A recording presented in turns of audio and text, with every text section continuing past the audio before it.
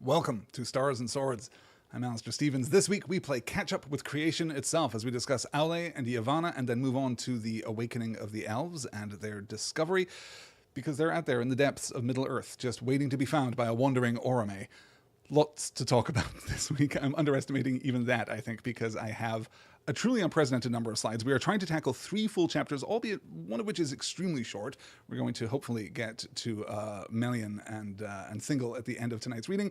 But we're also going to be talking a little about fate and free will. We're going to be talking about the nature of the soul, which is going to be so significant as we move through our discussion of Aule and Yavanna, one of my favorite chapters, as I often say here on the show.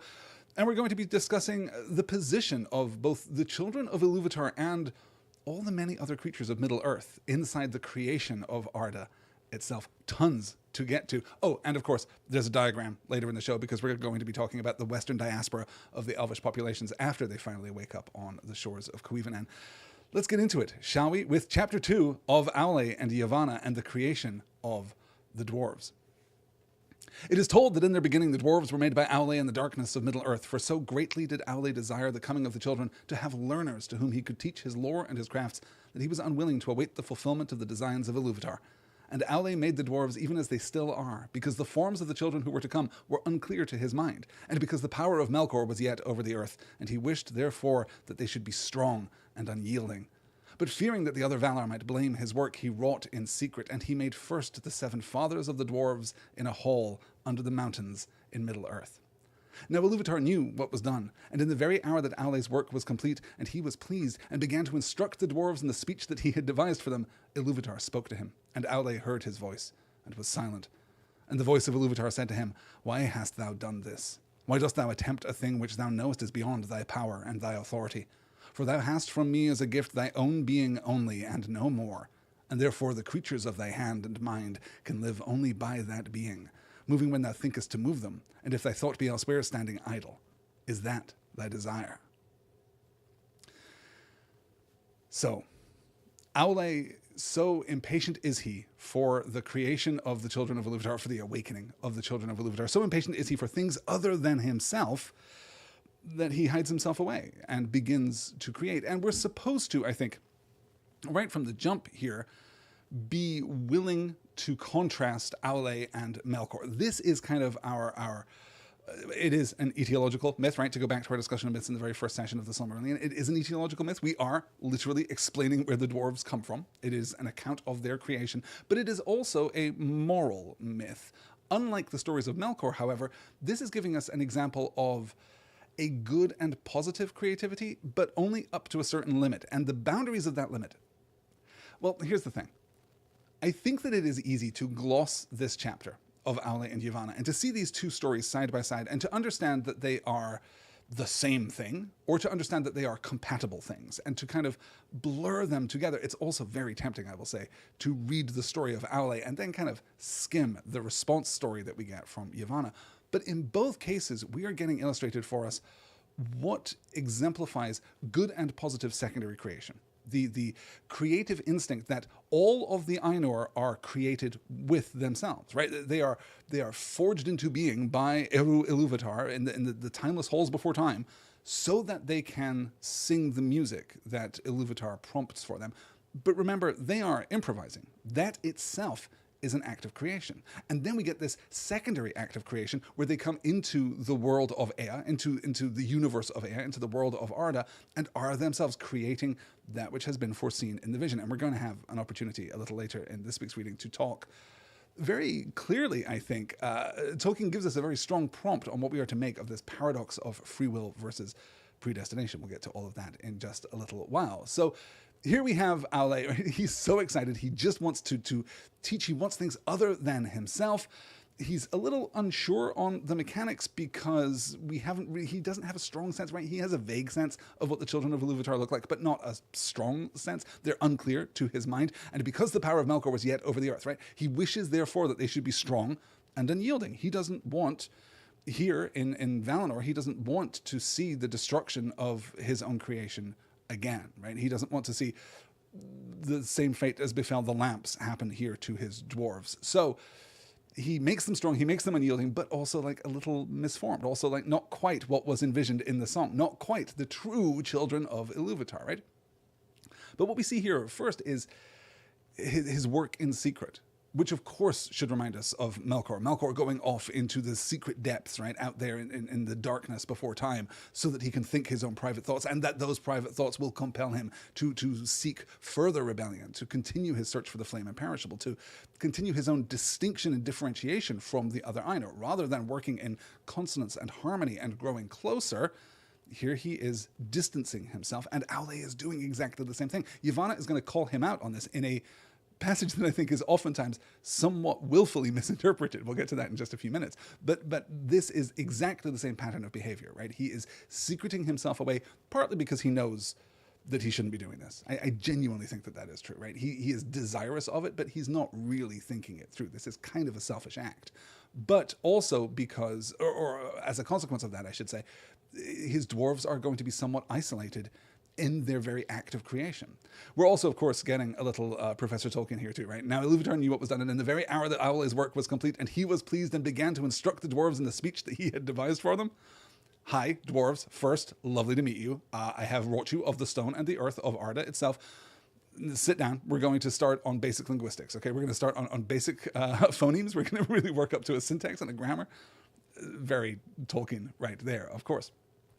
And then Iluvatar speaks to him, right? Iluvatar does not come to him. Iluvatar does not intrude into Arda in a physical sense. But this is one of the very few times that we can genuinely and definitively say that Iluvatar is present within the like temporal scape of Arda itself, right? He is intruding into the timeline in this present moment.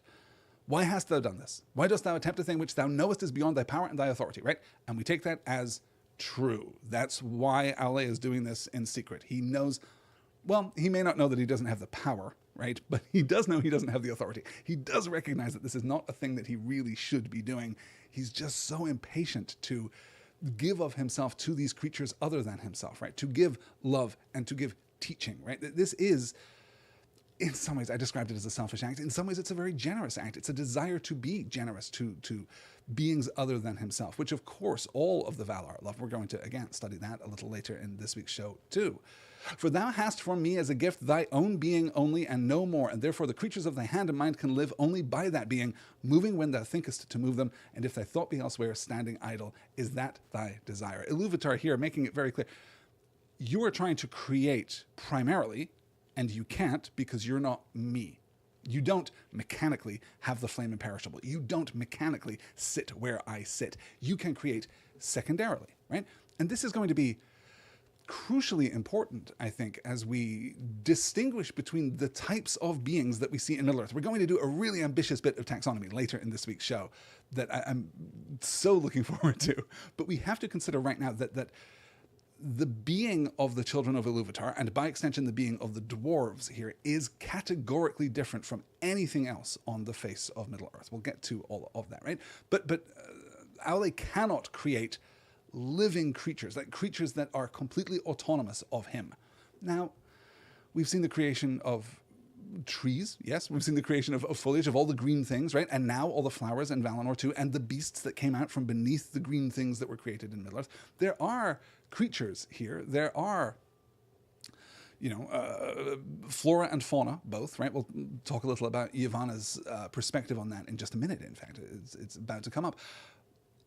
But this is a different category of being, and that's really what I'm trying to emphasize, right? That even here, as Aule is trying to create the dwarves, he is consciously trying to create beings that are categorically different from the flora and fauna of Middle-earth. He is trying to seek imitatively the children of Iluvatar. Let's move on to the next slide here. Then Aule answered, I did not desire such lordship. I desired things other than I am, to love and to teach them, so that they too might perceive the beauty of Ea, which thou hast caused to be.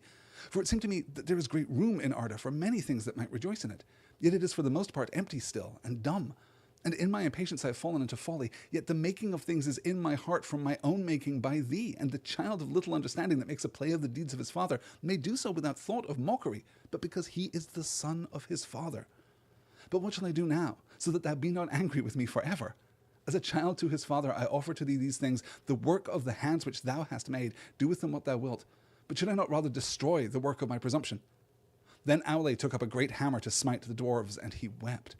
But Iluvatar had compassion upon Aule and his desire because of his humility.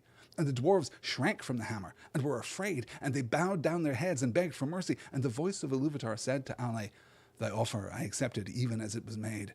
Dost thou not see that these things have now a life of their own and speak with their own voices? Else they would not have flinched from thy blow, nor from the command of thy will." Then Aule cast down his hammer and was glad, and he gave thanks to Iluvatar, saying, "May Eru bless my work and amend it." So this is the real intrusion of Iluvatar here, right? Yes, he's checking in with Aule. Hey, are you supposed to be doing that? Do you remember our discussion about, the rules of creation and who can do it? But this is his real intrusion. This is Iluvatar amending the plan. This is Iluvatar actually interfering, and he's going to do that a few times, right? Let's not pretend that he's a hands-off deity. He is going to actively alter things in the frame of Arda as we move through the course of the Silmarillion. And some of those are going to be completely explicit, right? And some of those are going to be subtle to the point of ambiguity, right? Where we're going to be able to debate whether or not this is the actual intrusion of Iluvatar or this is something that is more eucatastrophic, right? And I would distinguish between those two things, that Iluvatar is an agent here, right? He is capable of thought and action, but eucatastrophe is simply the unfolding of the natural order of things. That is to say that something calamitous happens, but the response to that calamity is better than it would have been had it been unmarred in the first place, right? To quote from Leaf by Niggle, right? This is Tolkien's only actual allegorical work, his only consciously allegorical work, I suppose I should say.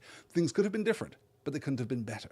And that is what we're going to see as the whole arc of history unfolds here through the Silmarillion and into Tolkien's extended Legendarium too. So, what do we think here of Aule's argument?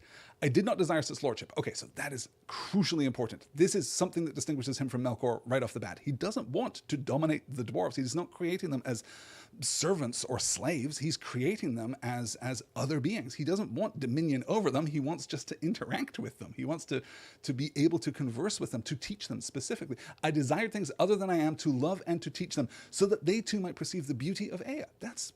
The world is fantastic and mostly empty and dumb, right? Voiceless, right? Without speech here. That meaning of the word, it's not stupid.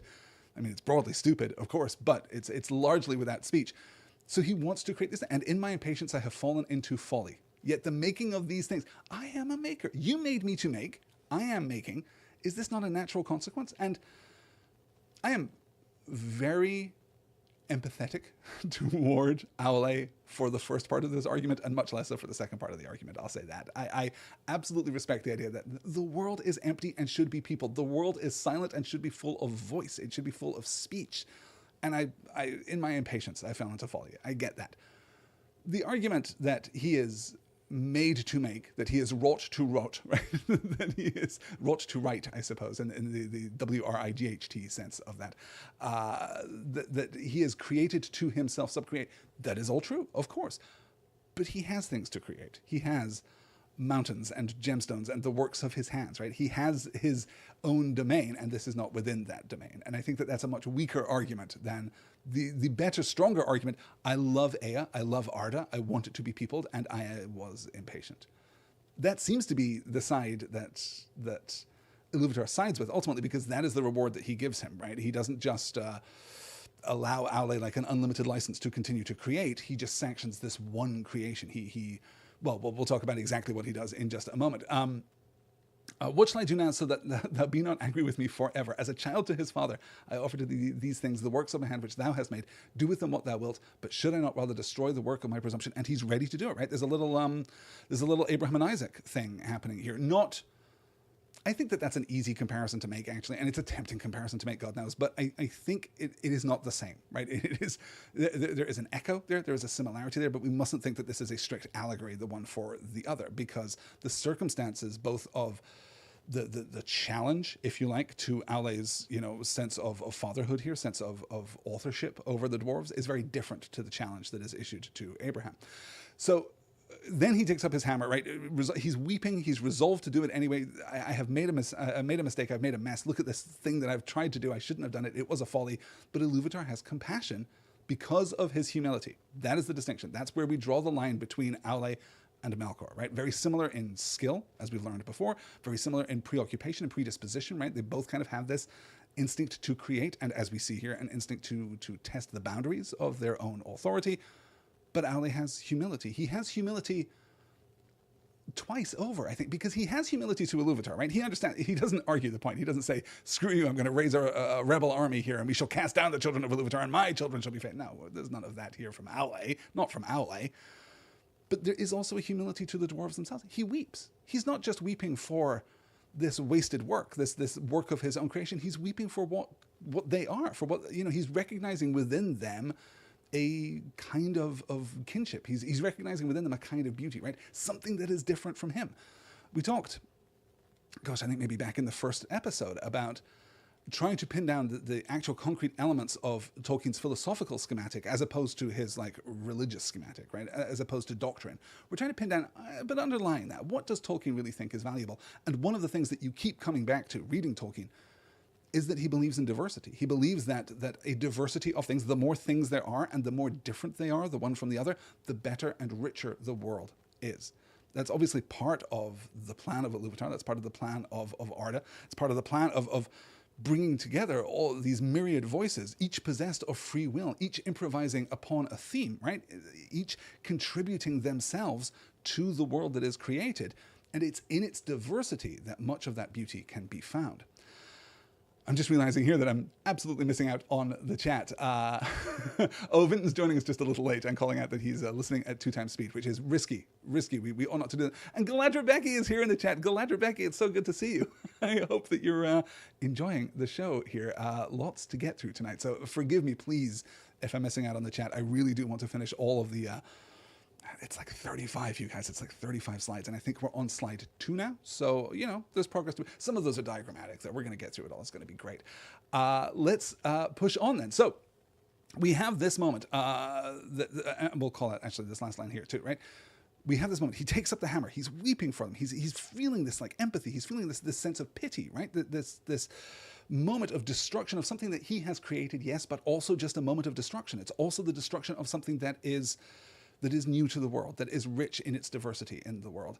But Iluvatar has already made his choice. The dwarves shrink away. They act on their own. Aule doesn't have to think of it. It's an exact contrast to what Iluvatar just said would be true of the dwarves.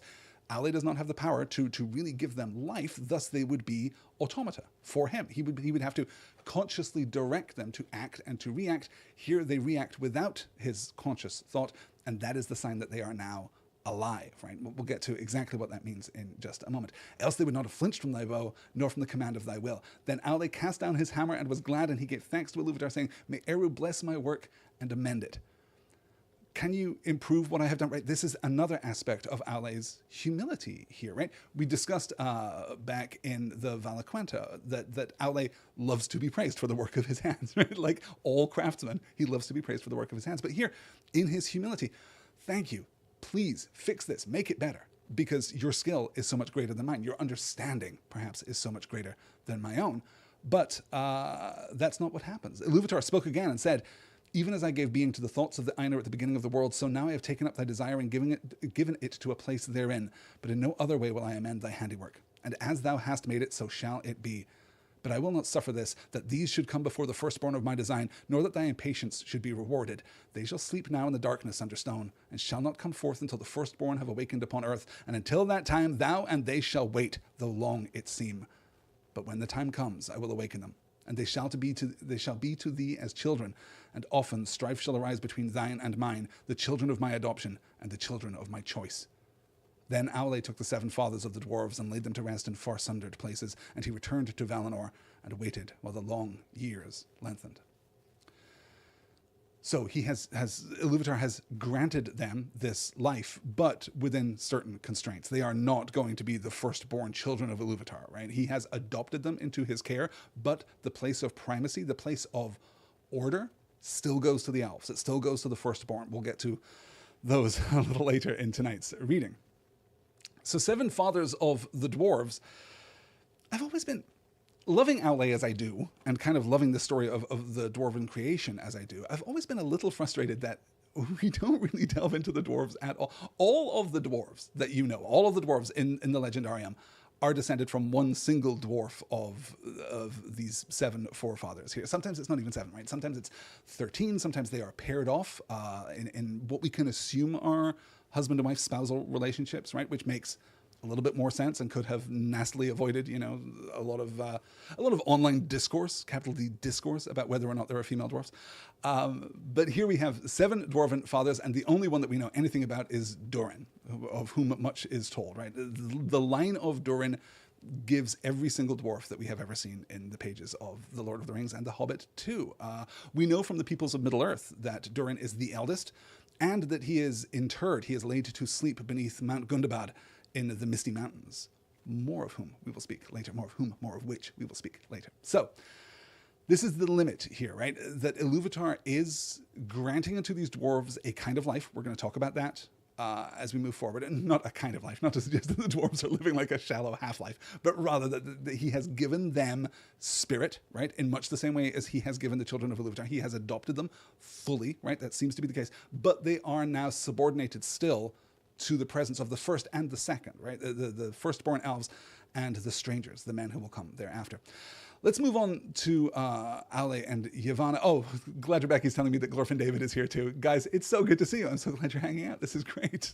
All right, let's push on to what happens next, right? This is the first real interaction between characters, I think, that we get in the Silmarillion. This is the first time that we're getting character relationships, because we're getting perspective, we're getting points of view. We're going to have like dialogue and conflict emerging here in a way that I find really thrilling.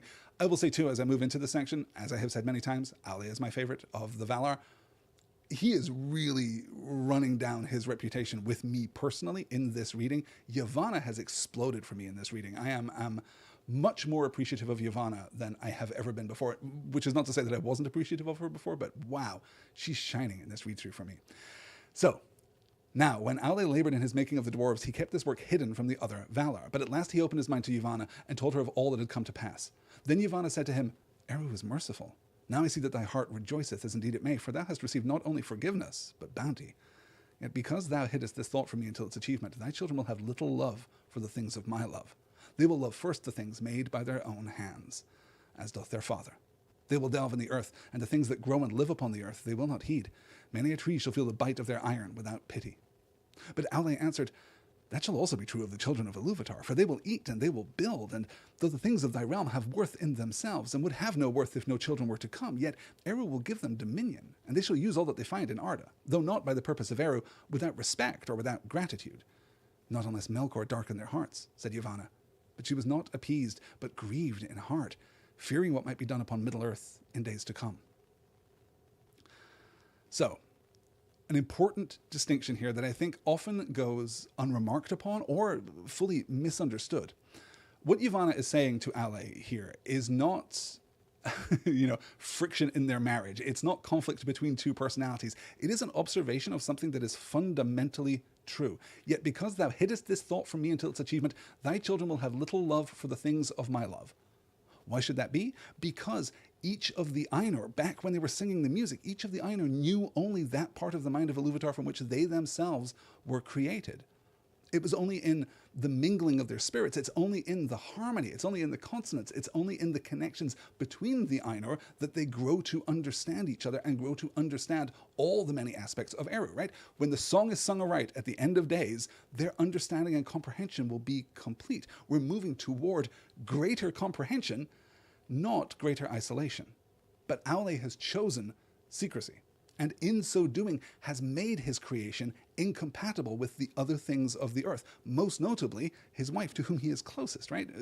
That mechanic, that spousal mechanic between Ale and Yavanna, I find so completely fascinating. The idea that the crafting of things which are fixed, right? Things which are inorganic in one sense, and things which are organic, right? Those things which grow. But that's the real point of comparison between the two for me, is that Yavanna is dedicated to those things which grow and change and are reborn, and Ale is not. He is dedicated to those things which are fixed. You create a thing, and that thing had better damn stay created, right? Barring, of course, the intrusion of Melkor into Middle-earth in the days before days. So that is why there is this antagonism here. It's not Yavanna, withholding the affection of her creations or, being mean-spirited about these dwarves, these ugly, misshapen dwarves that Ale has created. It's her recognition of this deeper truth. Because he isolated himself, because he was not singing in concert, because he was not in harmony with the others around him, but instead was singing his own song, there is going to be friction. There is going to be antagonism there. And she's extending that out. They will delve deep in the earth. The things that, we have that great line about they will love first the things made by their own hands, as doth their father. And you can imagine a quirked eyebrow there. You absolutely can. There's personality coming from Yavanna in waves here. But they will delve in the earth, and the things that grow and live upon the earth they will not heed. Many a tree shall feel the bite of their iron without pity. To which Ale replies, yeah, but also the children of Iluvatar are going to do that. All the children of Iluvatar are going to do that. Not to distinguish between the dwarves and elves and men. All the children of Iluvatar, these three races that we are now including, they're going to do the same thing. They're going to use those things which are upon the earth. They will eat and they will build. And though the things of thy realm have worth in themselves, they would have worth if no children were to come. Right? The things that you make are great. The animals and the tree. I've seen plants, mosses. Mosses are awesome.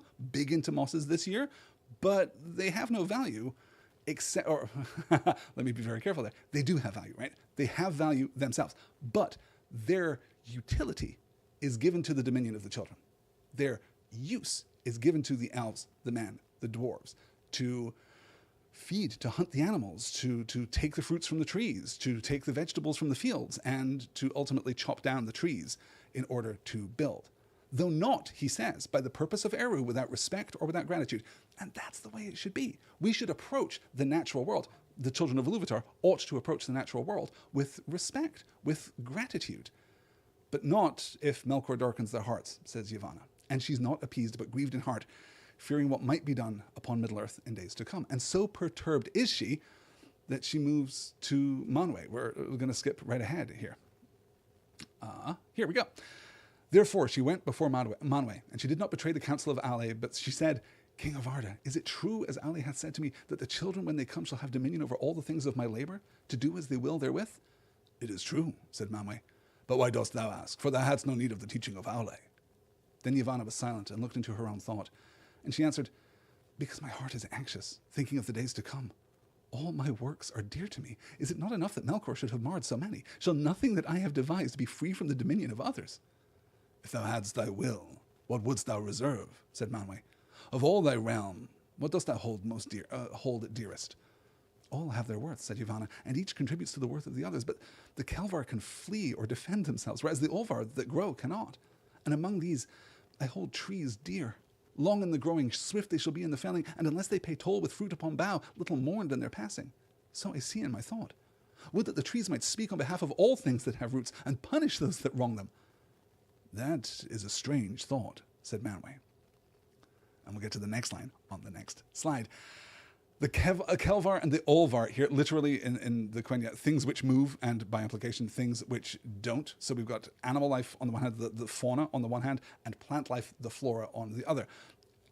Yavanna is often considered, right, the queen of those things which grow, and oftentimes it's easy to attribute to her just the realm of flora, just to give to her all plant life, right? She is the garden queen of Arda, but no, all the animals too, everything that grows in the natural world is part of Yavanna's domain, part of her sphere of influence. Galadriel he's calling out here in the chat, this echoes Tolkien's love of trees. Of course, yes. I mean, it's impossible, to disambiguate between those two things. I think that he himself also loved trees and has said in several of his letters versions of exactly this kind of sentiment, right? Versions of slow they are in the growing, swift they are in the felling, right? They're unmourned unless they earn their place by providing fruit, right? They take so long to grow and are so quickly felled. It's a completely imbalanced kind of order of life. And for all that, their material is so valuable, right? The children of Iluvatar must build, presumably, right? We must try to protect, as Ale says, with gratitude and respect, that this idea that we interact with the natural world, with the creations of Yavanna, with respect. But she's taking that one step further. Why must everything that I make be under the dominion of others? Why should my sphere of influence, right? I am of the Valar, just like he is, and yet his children that he just made in his man cave are now going to be able to go forth and absolutely run wild on the things that I love best in all the world. It's heartbreaking, right? It's really, I really find myself empathizing here with Yavanna too. And because Aule is a more traditional, craftsman archetype. I'm just realized that I've left my camera up here, so you can't even see that last line. What a strange thought, said Manwë, right? What a strange thought. To which, I want to acknowledge here too, but why dost thou ask, for thou hadst no need of the teaching of Aule? This is in line, the meaning of which is debated by readers of the Silmarillion. And I'm not sure that I have it pinned down exactly. I take it to be gentle teasing, right? I take it to be a response to the narrative voice here saying that she does not betray the counsel of Aule. She goes to Manwë and says, hey, apropos of nothing, King of Arda, is it true that, as Aule hath said to me, that the children, when they come, shall have dominion over all the things of my labor to do with therewith, right? We're not talking about the dwarves. We're not talking about, Aule's big secret, capital B, capital S. We're talking about just the order of things in Middle-earth. To which Manwë replies, yeah, but why are you asking me?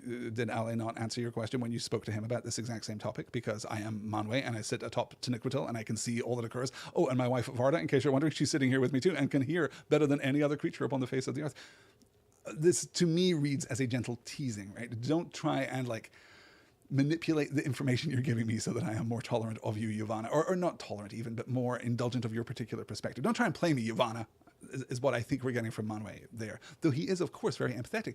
This is a strange thought, said Manwë, to which Yavanna replies in one of my favorite lines in the entire chapter.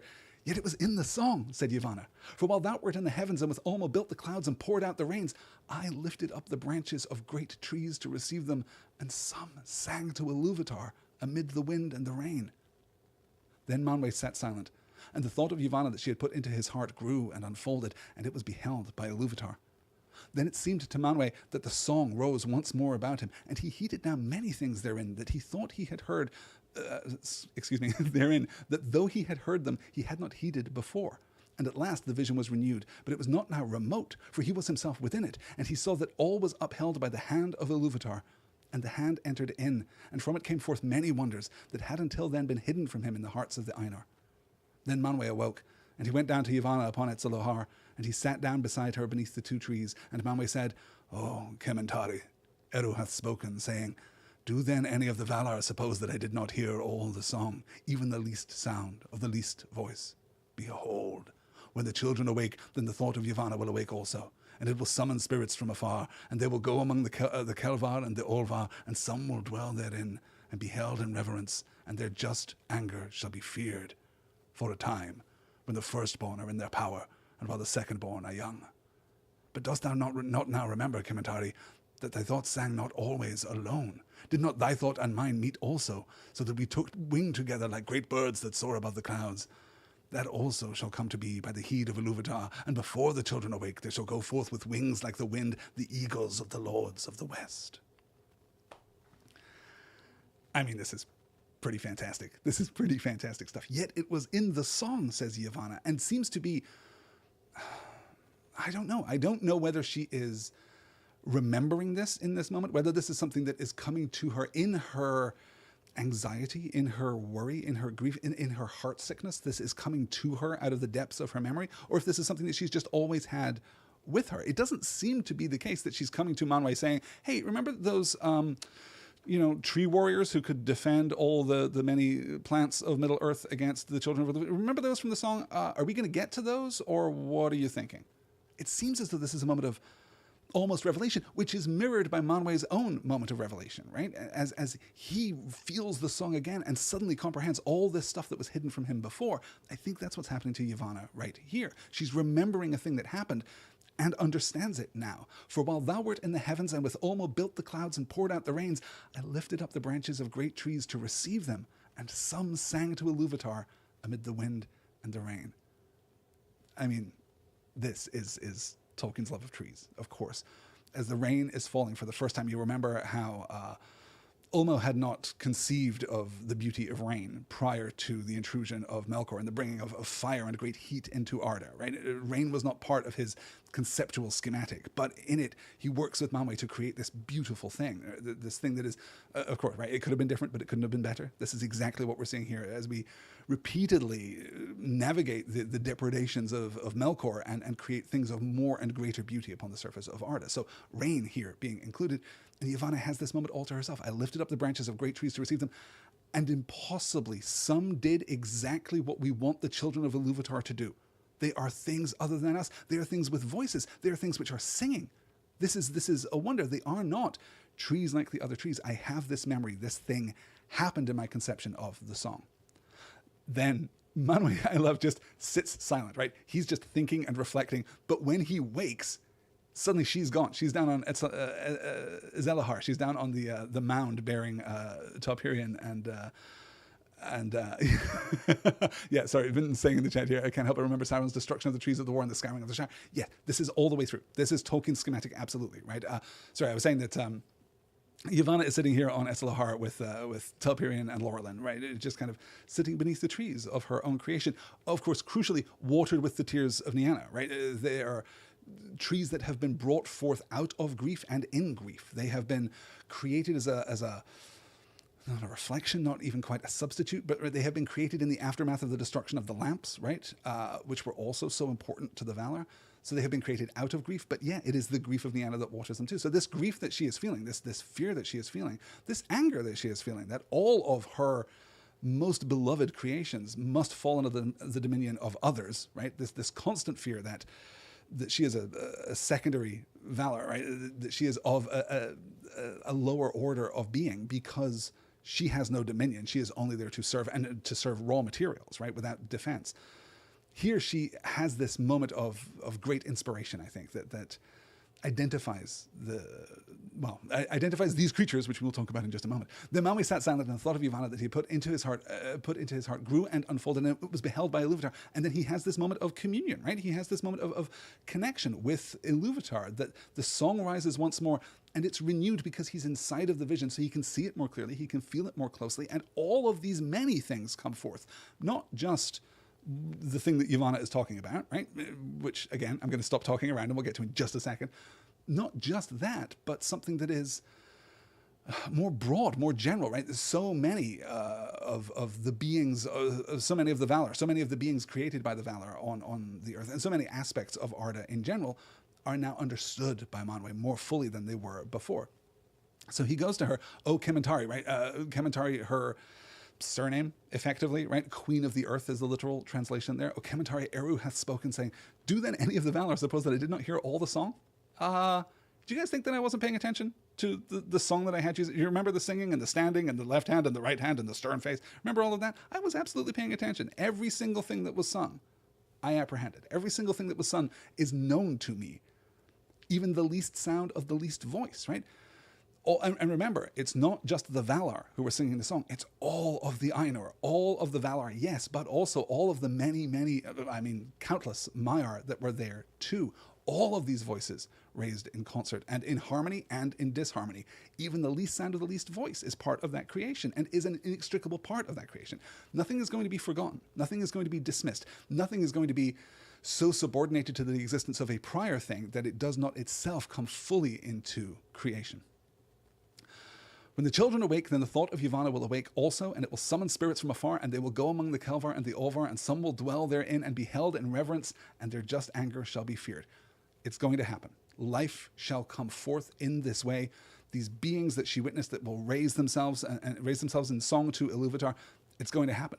And then Manwe says, but that's not all. Don't you remember that it wasn't just you singing alone about trees? Remember when we sang together and came up with eagles? Those are going to happen too. How cool is that? I love this. Well, I do love it. I am a little puzzled by it. This particular phrase, eagles of the lords of the west, we're going to circle back to in the Akalabath when we get to the downfall of Numenor much later in the Silmarillion. That phrase is used again to not mean eagles. So we're going to circle back to that in the future. So, and all of this, of course, is only going to happen for a time, right? It's only while the firstborn are in their power, while the secondborn are young. This will pass from the face of Arda. This isn't forever, but it is for now. Let's move into, I've been saying in the chat here, hey, Manwe, we're going to need a tree beard. I think I remember we sang about a tree beard. Let us get a tree beard. Exactly, yes, to completely unveil this. Yavanna's talking about the ents. Those are the creations here that are going to flow forth from this moment. We're talking about the ents, and we're talking about the eagles, and we're talking about the dwarves. Nevertheless, let's get the last slide of this chapter. Then Yavanna was glad, and she stood up, reaching her arms towards the heavens, and she said, I shall climb the trees of Kementari, that the eagles of the king may house therein. But Manwe rose also, and it seemed that he stood to such a height that his voice came down to Yavanna as from the paths of the winds. Nay, he said, only the trees of Aule will be tall enough. In the mountains the eagles shall house, and hear the voices of those who call upon us. But in the forests shall walk the shepherds of the trees. Then Manwe and Yavanna parted for that time, and Yavanna returned to Aule, and he was in his smithy, pouring molten metal into a mold. Eru is bountiful, she said. Now let thy children beware, for there shall walk a power in the forests whose wrath they will arise at their peril. Nonetheless, they will have need of wood, said Aule, and he went on with his smithwork. That last line, I think, is the first instance of actual narrative voice that we get in the Silmarillion. I think that is the first line. Yeah, this is a story that's being told, right? Not a history, not a myth or a collection of myths, but just a narrative. There's so much character packed into that. Nonetheless, they will have need of wood, said Aule, and he went on with his smithwork. Manwe here too, gently guiding Yavanna to the deeper truth, right? She is seeing this right now as a schism between the children of Iluvatar and the beings of her domain, the plants and animals of Middle-earth. But they all have to work together in concert. They all have to be, it's not about the two of them secretly creating these eagles and it being awesome, right? That would be similar to Aule secreting himself away and creating the dwarves, right? In their isolation, there is no harmony. There isn't dissonance exactly, but in the absence of consonance between these two ideas, without the overlap of their domains, there's no unity. Instead, there will be friction, right? As in between the dwarves and all the things of the natural world, all the things upon the face of Middle-earth itself. Manwe's here saying, no, there's still a need for everyone. Everybody plays their parts. She's so excited. High shall climb the trees of the Kementari, that the eagles of the king may house therein. And he's like, no, it's not. I appreciate it. We're going to create the eagles together, right? Air and animals, that's us. But we're also going to need Aule, because we're going to need mountains, because they need to be much, much taller than trees.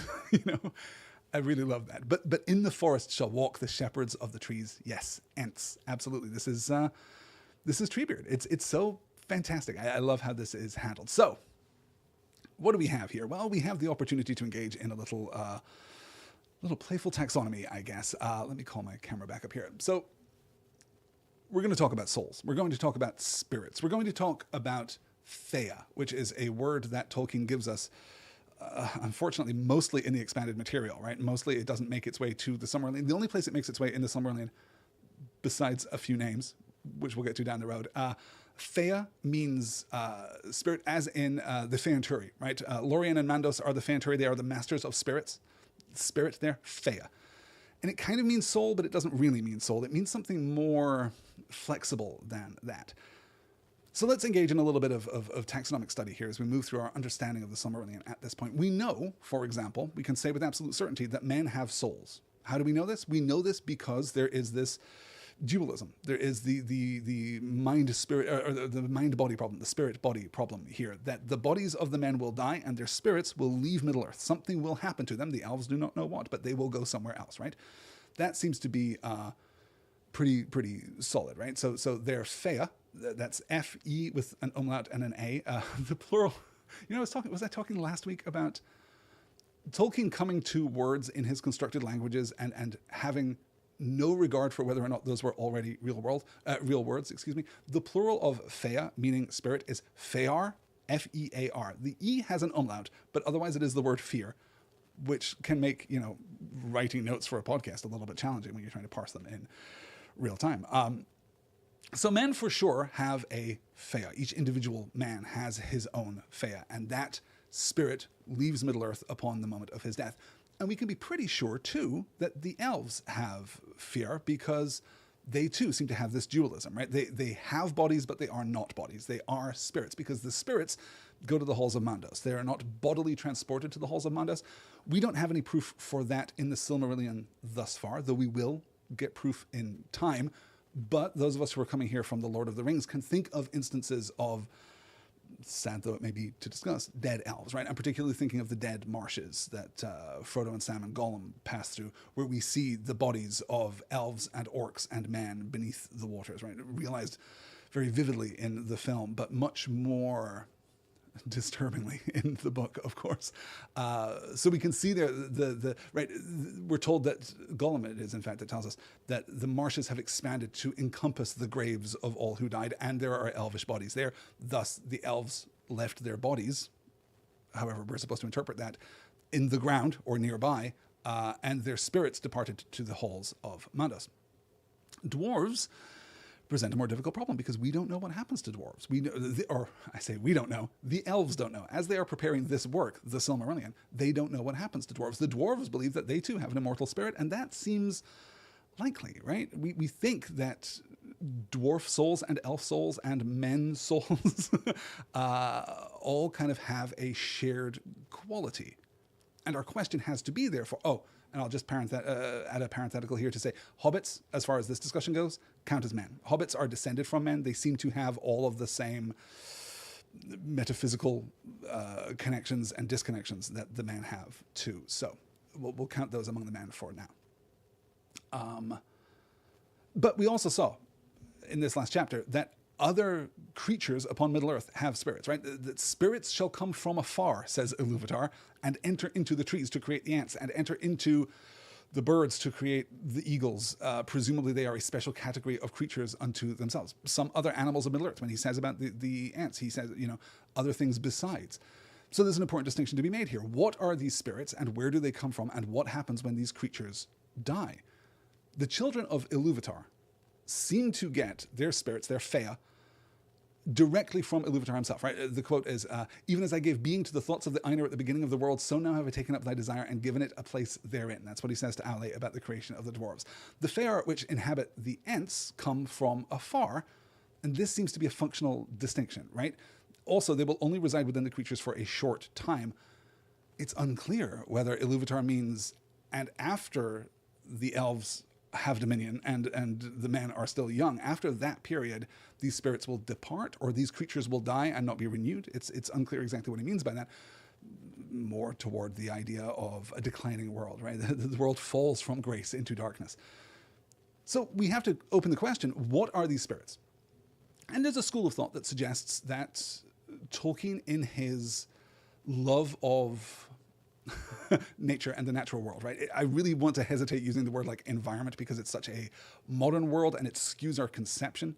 I have a great, there's a Q&A coming up in a few days, and I have a really great question that I'm going to address over there about gardening, right? And the fact that all of the best and most noble people of Middle-earth are gardeners, and that the best state of nature, as we discussed last week with the creation of Valinor itself, right? That it is gardened, that it's not the wild world, it's something cultivated.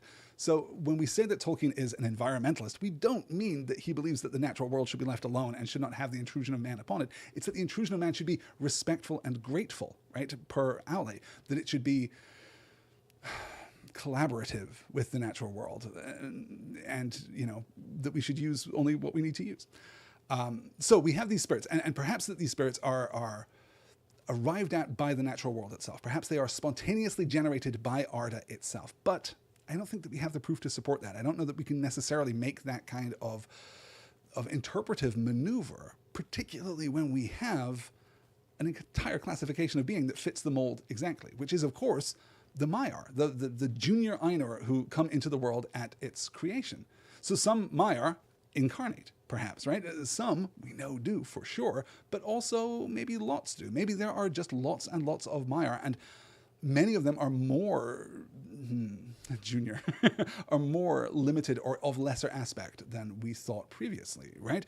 So maybe some come in as ents and eagles and other creatures of good in exactly the same way as we see some Maiar be corrupted, perverted by Melkor into Balrogs, which is something that we're going to get explicitly in the pages to come.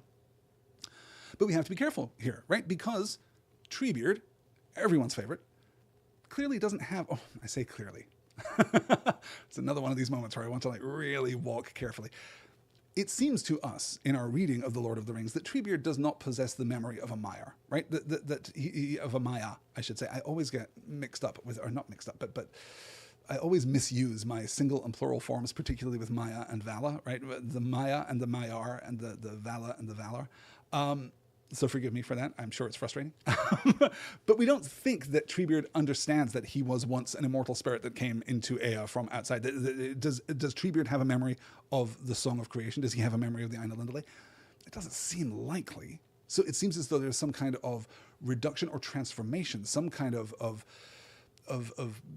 process of becoming or of being that alters the nature of the spirit itself, right? The spirit that was of the Maiar is now something a little bit different. And that seems to be a choice in exactly the way that the Valar enter into Arda, right? And you'll remember are limited. They are now locked to the span of Arda. Is it possible that one of the Maiar could enter into the being of an ent and is then, in some sense, limited to the span of that ent's existence, the span of that ent's life, that it is a choice to become smaller? And we have a point of comparison here because we have Gandalf, we have the Astari, we have the Maiar of the West coming into Middle-earth in the guise of the five wizards, right? And there is some material in the Lost Tales suggesting that some of the Astari have a hard time adjusting to this like new physical existence within the realm of Middle-earth. This process of, leaving behind this more or what less incarnate being, this discarnate being, and becoming a physical wizard. All this time, I could have called this show "Becoming Physical Wizards." So the obvious categorical difference, to try and drag this back to where we're supposed to be going, between the children of Iluvatar and everything else, seems to be that Iluvatar creates the children of Iluvatar within Arda. All of the others, if we assume that all of the other spirits, if we assume that Treebeard and Gwaihir and the dragons, perhaps, right? The shadows and the monsters of Melkor that we're going to get an account of later in this week's reading. Maybe the Barrow Wights, right? That we meet in the Fellowship of the Ring. Some consider those to be the souls of men, but others consider those to be like more unnatural spirits, that they are darker than that. What about the Watcher in the Water, who guards the door to Moria there? What about, and this is the most interesting one for me, what about Old Man Willow? And what about Goldberry? And what about Tom Bombadil? There is a perspective that would allow all of these beings, all of the other beings, all of the beings capable of sapience and sentience, capable of conscious thought, capable, crucially, of language, that all of the other beings of Middle-earth that are not the children of Iluvatar are Maiar, that they are Maiar spirits now incarnated. And if that is the distinction, then the difference between the two categories of being, the difference between the children of Iluvatar and everything else is clear, because the children of Iluvatar, their Fea, their souls, their spirits, are created by Iluvatar within the span of Arda, and the Maiar are not. They are created in the halls of time, the timeless halls of time, as I, for some reason, keep saying, back before the creation of Ea, right? Back before that moment, back before the music, even. So they are even less of Arda than the elves are. I don't know. What do you guys think? It seems to me that is a pretty clean taxonomic line that we can draw, and I've been aware as we've been moving through the last couple of readings that I want to leave space for all these various interpretations. And obviously the nature of Tolkien's Legendarium is that it is so complex, it is so rich, and receives so many iterative revisions through the many long years, right? And not so much in the Silmarillion, but as you get into the Lost Tales, the first 2 books of the history of Middle-earth, and then the other 10 books of the history of Middle-earth, you're really getting a sense that there are different perspectives and different angles, and Tolkien is still trying different strategies to reconcile all the ideas that he has of his Legendarium. But for me, this is one that works. I think that we can draw this line pretty cleanly. I'm very comfortable with all the other beings of Middle-earth being Maiar of some form, either right benevolent Maiar who come in basically at this point in the story, right, or who are foreshadowed basically at this point in the story, this conversation between Manwë and Yavanna, or those which have come into Middle-earth because they have been corrupted by Melkor. And we'll see how we're... glad Rebecca in the chat says it seems like they could be interpreted as Maiar. Excellent. Good. I'll take that as a thumbs up, and we'll press on because we've still got so much material to cover, and we're already, oh my God, almost an hour in. How did this happen? Okay, so let us pin for now the idea that the categorical difference between the spirits of the children of Iluvatar and the spirits of everything else is that the children of Iluvatar are created within Arda, and everything else, those initial spirits, are created outside of Arda and come in at the moment of creation. They come in, or shortly thereafter, right? They come in after the Ea moment. Let's get into chapter 3 of the coming of the elves and the captivity of Melkor, and I will put up this slide. Through long ages, the Valar dwelt in bliss in the light of the trees beyond the mountains of Aman, but all Middle-earth lay in a twilight under the stars. While the lamps had shone, growth began there, which now was checked, because all was again dark. But already the oldest living things had arisen, and in the seas the great weeds, and on earth the shadow of great trees, and in the valleys of the night-clad hills there were dark creatures old and strong. To those lands and forests the Valar seldom came, save only Yavanna and Orome, and Yavanna would walk there in the shadows, grieving because the growth and promise of the spring of Arda was stayed. And she set asleep upon many of the things that had arisen in the spring, so that they should not age, but should wait for a time of awakening that yet should be. But in the north, Melkor built his strength, and he slept not, but watched and laboured, and the evil things that he had perverted walked abroad, and the dark and slumbering woods were haunted by monsters and shapes of dread. And in Autumno he gathered his demons about him, those spirits who first adhered to him in the days of his splendour, and became most like him in his corruption. Their hearts were of fire, but they were cloaked in darkness, and terror went before them, and they had whips of flame. Balrogs they were named in Middle-earth in later days. And in that dark time, Melkor bred many other monsters of diverse shapes and kinds that long troubled the world, and his realm spread now ever southward over Middle-earth. And Melkor made also a fortress and armory not far from the northwestern shores of the sea to resist any assault that might come from Aman. That stronghold was commanded by Sauron, lieutenant of Melkor, and it was named Angband.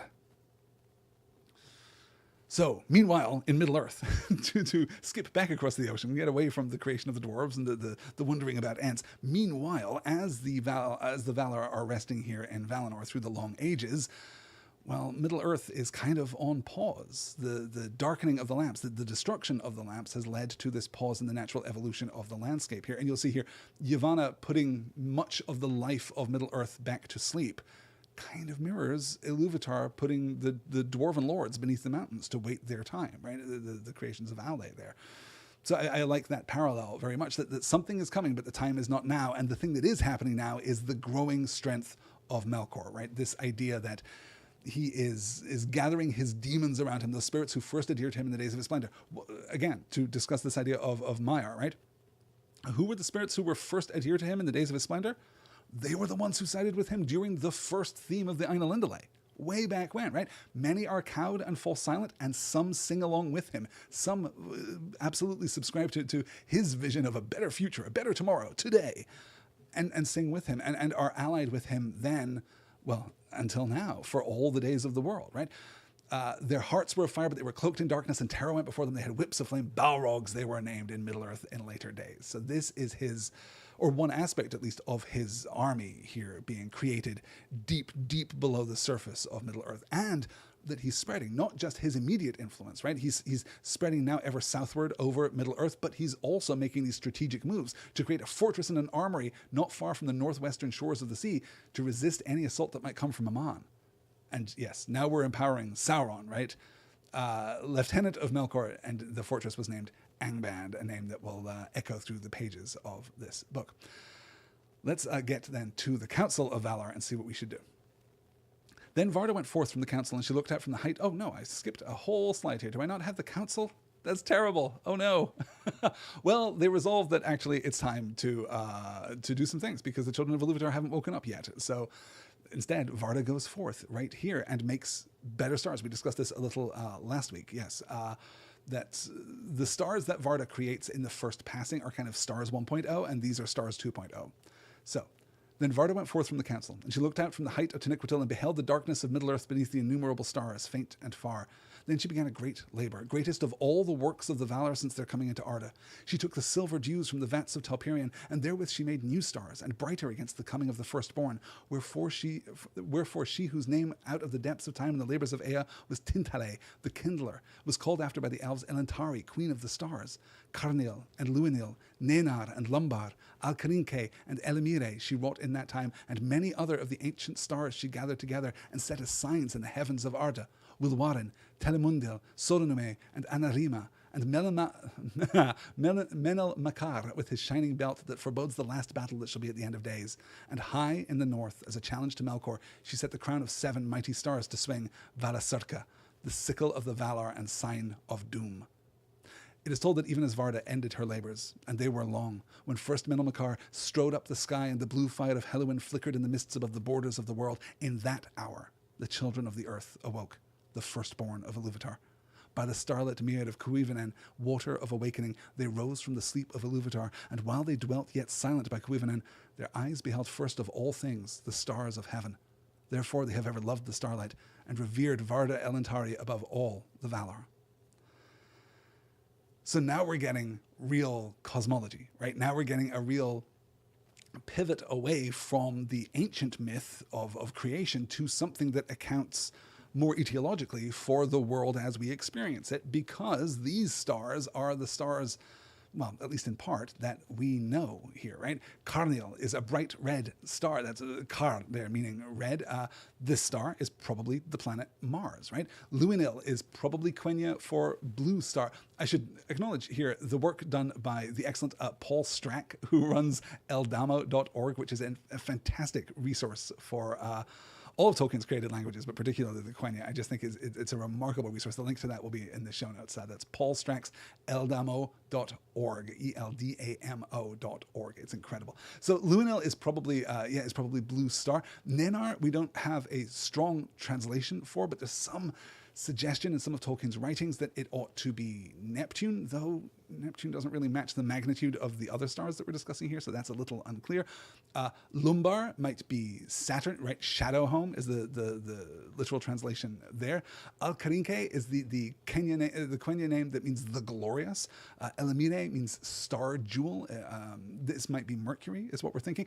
And then we get the constellations too, right? Wilwarin means butterfly in Quenya. And Christopher Tolkien is the one who suggests that this is probably Cassiopeia, right? You think of the W shape of Cassiopeia, right? That it could be like unto a butterfly.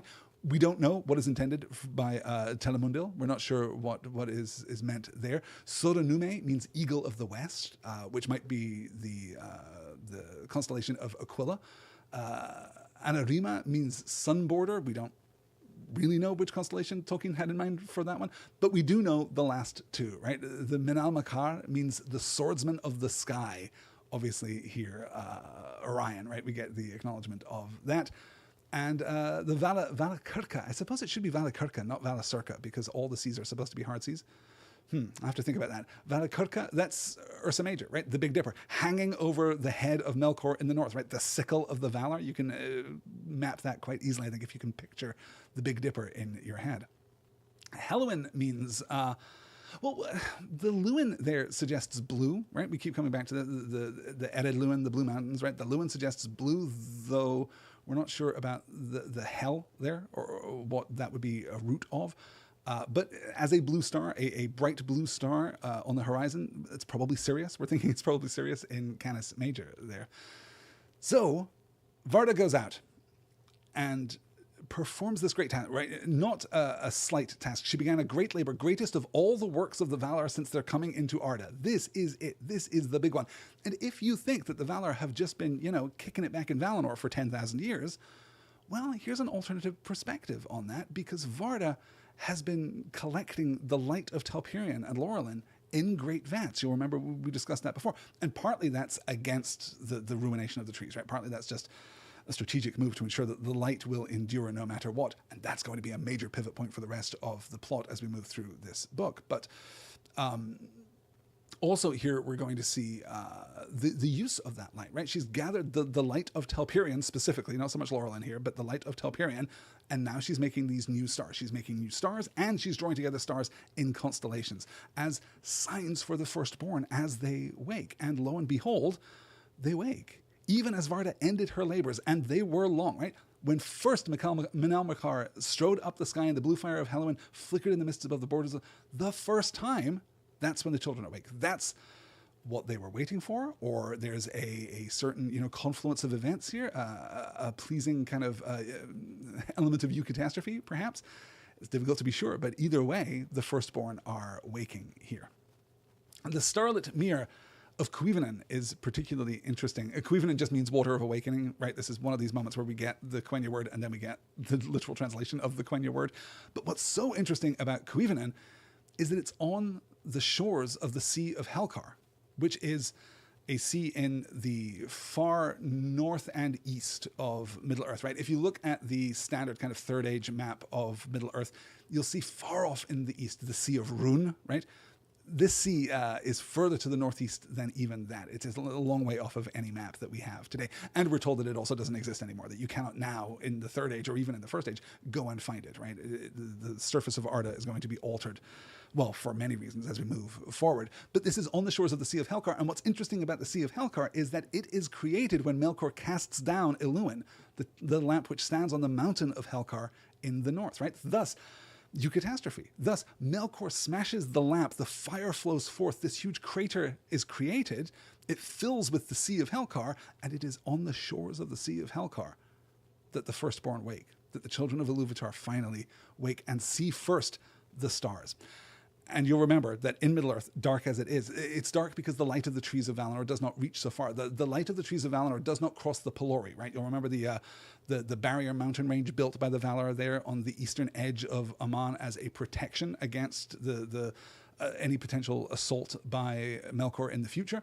The light of the trees does not pass by those mountains. So Middle-earth is still shrouded in absolute darkness. The only light was the very distant light from the tiny old stars created by Varda at the beginning of creation.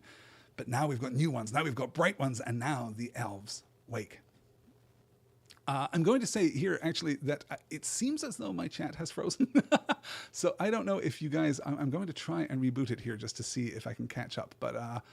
I'm getting error messages from my chat here on YouTube. So I apologize if you guys are being brilliant. I assume that you are and that I'm just not seeing it. So we'll see. I'll try and catch up after the fact. And of course, you guys... Oh, no, Galadriel is saying we've just been quiet. I am getting error messages, but also you've just been quiet. Well, thank you, Galadriel, for letting me know. I appreciate that. As long as it's rapt attention. That's all I need. That's all I ask. Just your complete focus at all times.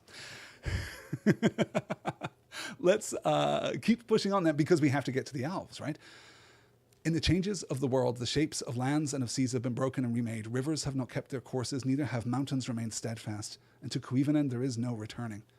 But it is said among the elves that it lay far off in the east of Middle-earth and northward, and it was a bay in the inland sea of Helcar, and that sea stood where aforetime the roots of the mountain of Iluin had been before Melkor overthrew it. Many waters flowed down thither from heights in the east, and the first sound that was heard by the elves was the sound of water flowing and the sound of water falling over stone. Long they dwelt in their first home by the water under stars, and they walked the earth in wonder, and they began to make speech and to give names to all things that they perceived. Themselves they named the Quendi, signifying those that speak with voices, for as yet they met no other living things that spoke or sang. So, as I say, geographically, this is so fascinating, but it's more than just geography, right? It's also aesthetics. We're also getting the sense that because of the throwing down of Iluin, because of the destruction of the lamps, because of the creation of the sea, the elves awake to the sounds of water, right? And you'll remember that fondness, that power that water has over elves, right? The influence of Ulmo and his great horn, Ulamire, he can call forth to them and they will feel it forevermore, right? They wake first to the sound of water flowing and the sound of water falling over stone. This confluence of natural elements that gives them a lot of their philosophy, right? A lot of what matters to elves is here in this moment of their first awakening. The stars and the water and the stone. It's all right here, this beauty. And then long they dwell, right? So Varda completes her reordering of the heavens, right? She completes her complete overhaul of the celestial sphere here, and the firstborn awake, but none of the Valar know that. The elves are just out there. They're deep, deep, deep into Middle-earth. And none of the Valar are aware of it for a long time to come. But that doesn't stop the elves from developing language, right? They began to make speech and to give names to all the things they perceived. Themselves they named the Quendi, signifying those that speak with voices. Hey, what differentiates us from everything else? Oh, we're the ones that can speak. Cool. We should be called the ones that can speak. Seems pretty good, honestly. Yeah. Oh, Galadriel calling it here. Cuivanen reminds me of the dwarves of Miramir, right? Yes, absolutely. And it's no coincidence that we get also stars and water there, right? If you remember our encounter with the Miramir in The Lord of the Rings. But also, we use the word mirror to describe Cuivanen, right? This flat mirror-like surface of the water. Yes, absolutely. Absolutely right, yes. And Vinton's calling out like Legolas and his sea longing. Yes, this longing for the sea that all the elves feel. Well, you know what? We're going to get the perfect opportunity to talk about what all the elves feel vis-a-vis the sea as we move forward. First, we have to introduce the Valar to the elves. And on a time it chanced that Orome rode eastward in his hunting, and he turned north by the shores of Helcar, and passed under the shadows of the Urakarni, the mountains of the east. And then on a sudden Nahar sat up in a great neighing and stood still, and Orome wondered and sat silent, and it seemed to him that in the quiet of the land under the stars he heard afar off many voices singing. Thus it was that the Valar found at last, as if it were by chance, those whom they had so long awaited. And Orome, looking upon the elves, was filled with wonder, for though they were being sudden and as though they were being sudden and marvelous and unforeseen, for so it shall ever be with the Valar. From without the world, though all things may be forethought in music or foreshown in vision from afar, to those who enter verily into Ea, each in its time shall be met at unawares as something new and unforetold. And I kind of foreshadowed earlier the idea that we were going to do something really interesting in terms of the paradox of predestination here, right? And this is part of that. The idea that Orome knew of the children, all the Valar knew of the children. They knew they were out there. They were waiting for them, some of them waiting rather impatiently. Ale, I'm looking at you. Orome's out here in Middle-earth, just like charging around on his horse Nahar, right? He's just setting to with the various monsters and monstrosities of Melkor, right? All the foul beasts that Melkor has left in Middle-earth before retreating to his subterranean fortress.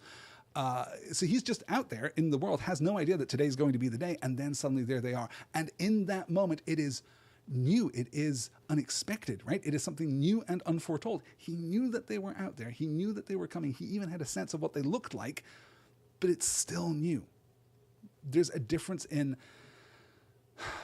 perspective is almost too thin a word for it, right? There's a clash between these cognitive frames. There's an absolute fundamental discord between seeing the thing in the music or in the vision from afar. I love how playful the narrative voice is being here. Though all things may be forethought in, for example, music, or foreshown, for example, in a vision from afar. To those who enter verily into Ea, right? To those who enter bodily into Ea, each in its time shall be met at unawares as something new and unforetold. It is still a surprise. It is still new knowledge. It is still the experience of the thing, right? And I think that you could possibly argue here in favor of like an experiential kind of epistemology here, right? If you're looking at the idea of what do we know and how do we know it, then there is an argument here for experience. That beholding this thing yourself for the first time is like it's a brand new thing. And that, I'm always going to be a fan of that. I'm always going to be a fan that there is, an increase in wonder in the world.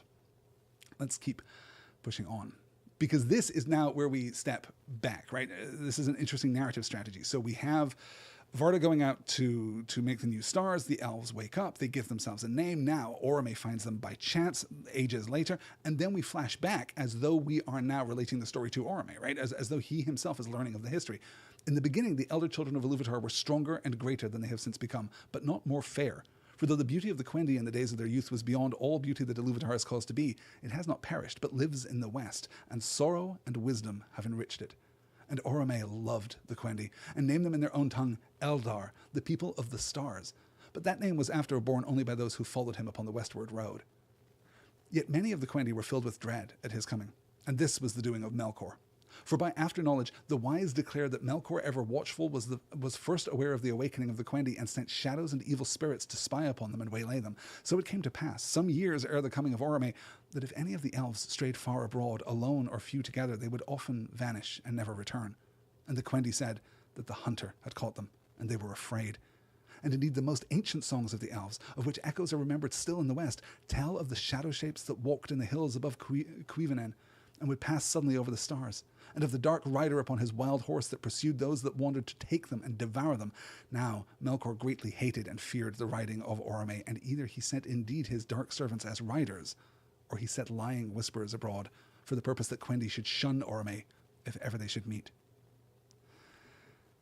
Love the idea here that Melkor is already threatening the elves, right? Elves are going missing through these ages. Melkor is aware of them long before the Valar are aware of them, and takes some of their number for reasons which will become clear to us, I think, in the next slide even. But also he's conducting this disinformation campaign. He's lying to them. He's either staging these I don't know, semi-false flag operations, right? Where he's got this dark rider resembling Orome, kind of haunting the elves and terrifying them, or he's simply lying to them, telling them, there's a rider out there. There's a rider out there, and when he comes, elves disappear. Yeah, Melkor, the original Nazgul, has been, yes, exactly, right? It's not just the danger, it's also the fear. There's something darker happening here. He seeks to sow discord between the children of Iluvatar and the Valar themselves. And I wouldn't be me if I didn't note this passage here in the first paragraph, that the children of Iluvatar were stronger and greater than they have since become, right? They used to be even stronger, even more powerful, but they were not even then, in their days of full power, they were not even then more beautiful than they are now, because that beauty has endured and it has been enriched by sorrow and by wisdom, right? Sorrow, of which its beauty chiefly came. Well, that happens to the elves too. They are more beautiful in the days of Valinor because of the sorrow they have experienced, and presumably still longer thereafter. So, we have this hunting of the elves. Let's actually skip ahead so we can talk about this. Thus it was, when Nahar, Nade, and Orome indeed came among them, some of the Quenti hid themselves, and some fled and were lost. But those that had courage and stayed perceived swiftly that the great rider was no shape out of darkness, for the light of Aman was in his face, and all the noblest of the elves were drawn toward it. But of those unhappy ones who were ensnared by Melkor, little is known of a certainty. For who of the living has descended into the pits of Autumno, or has explored the darkness of the councils of Melkor? Yet this is held true by the wise of Erisea, that all those of the Quendi who came into the hands of Melkor ere Autumno was broken were put there in prison, and by slow arts of cruelty were corrupted and enslaved, and thus did Melkor breed the hideous race of the orcs, in envy and mockery of the elves, of whom they were afterwards the bitterest foes.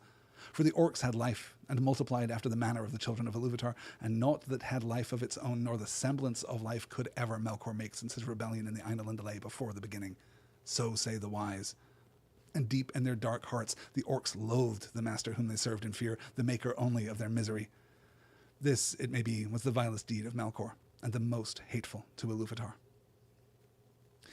So if you were with me through our discussion of the Lord of the Rings in There and Back Again, you'll remember my discussion of the orcs and how it is that within the pages of the Lord of the Rings, and even as a whole across the entire legendarium, Tolkien never really pinned down a creation story for the orcs. He doesn't really ever settle on a satisfying answer to where they came from. But this is idea number one, not successively, not chronologically. This is the best idea. This is the most complete and profound and connected and interconnected idea. And this is the one that Christopher chooses to place here at the heart of the Silmarillion. This is the creation of the orcs, that the elves are taken before their first contact with the Valar, when they are in the first youth of their appearance on Arda, that some elves are taken and are twisted, are corrupted by Melkor into orcs.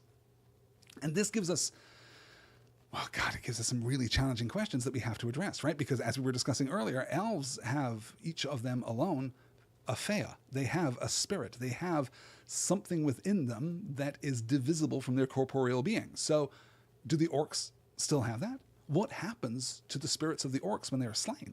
Because clearly they are not here, made of mud and stone, as might be implied in other versions of the depths of Tolkien's Legendarium, right? Here they are not artificially created. They are living creatures, and it is the fact that they are living creatures and can breed that makes them such a powerful force for Melkor, because he can't do that. He cannot now create a new living thing. The orcs had life and multiplied after the manner of the children of Iluvatar, and naught that had life of its own, nor the semblance of life, could ever Melkor make since his rebellion in the Ainulindalë before the beginning. I like this as an explanation. It is deeply and profoundly tragic. It requires us to make a kind of cognitive leap, I suppose, or not even quite a cognitive leap, right? More of a leap of empathy, more of a leap of emotionality, to embrace the idea that we cannot slay the orcs with impunity in the pages of the Lord of the Rings because they are not really real, right? Because they are artificially created like golems, because they do not have sentience or sapience, right? That's one of the things that we can lean on when we talk about, when we talk about two members of the Fellowship who shall pass unnamed, having a little competition to see how many orcs they can murder, right? That can kind of sit uncomfortably if the orcs are living, breathing, thinking creatures.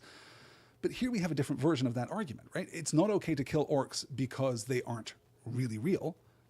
It's actually virtuous to kill orcs because you are liberating their Fea, because you can send their spirits to the halls of Mandos where they can presumably be cleansed of corruption and await the end of the world. They can return to the fate that was intended for the children of Iluvatar in the first place.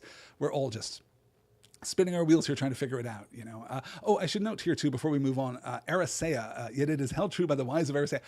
It's interesting how we pivot to these appeals to authority here in this part of the Quenta. It's not something that we do very often, and we don't do it with a predictable structure or with a predictable emphasis, I will say. Sometimes we will just invoke like the wise, right? The wise tell us that this is true, rather than just enfolding that into the narrative voice. But we do it, you know, twice here.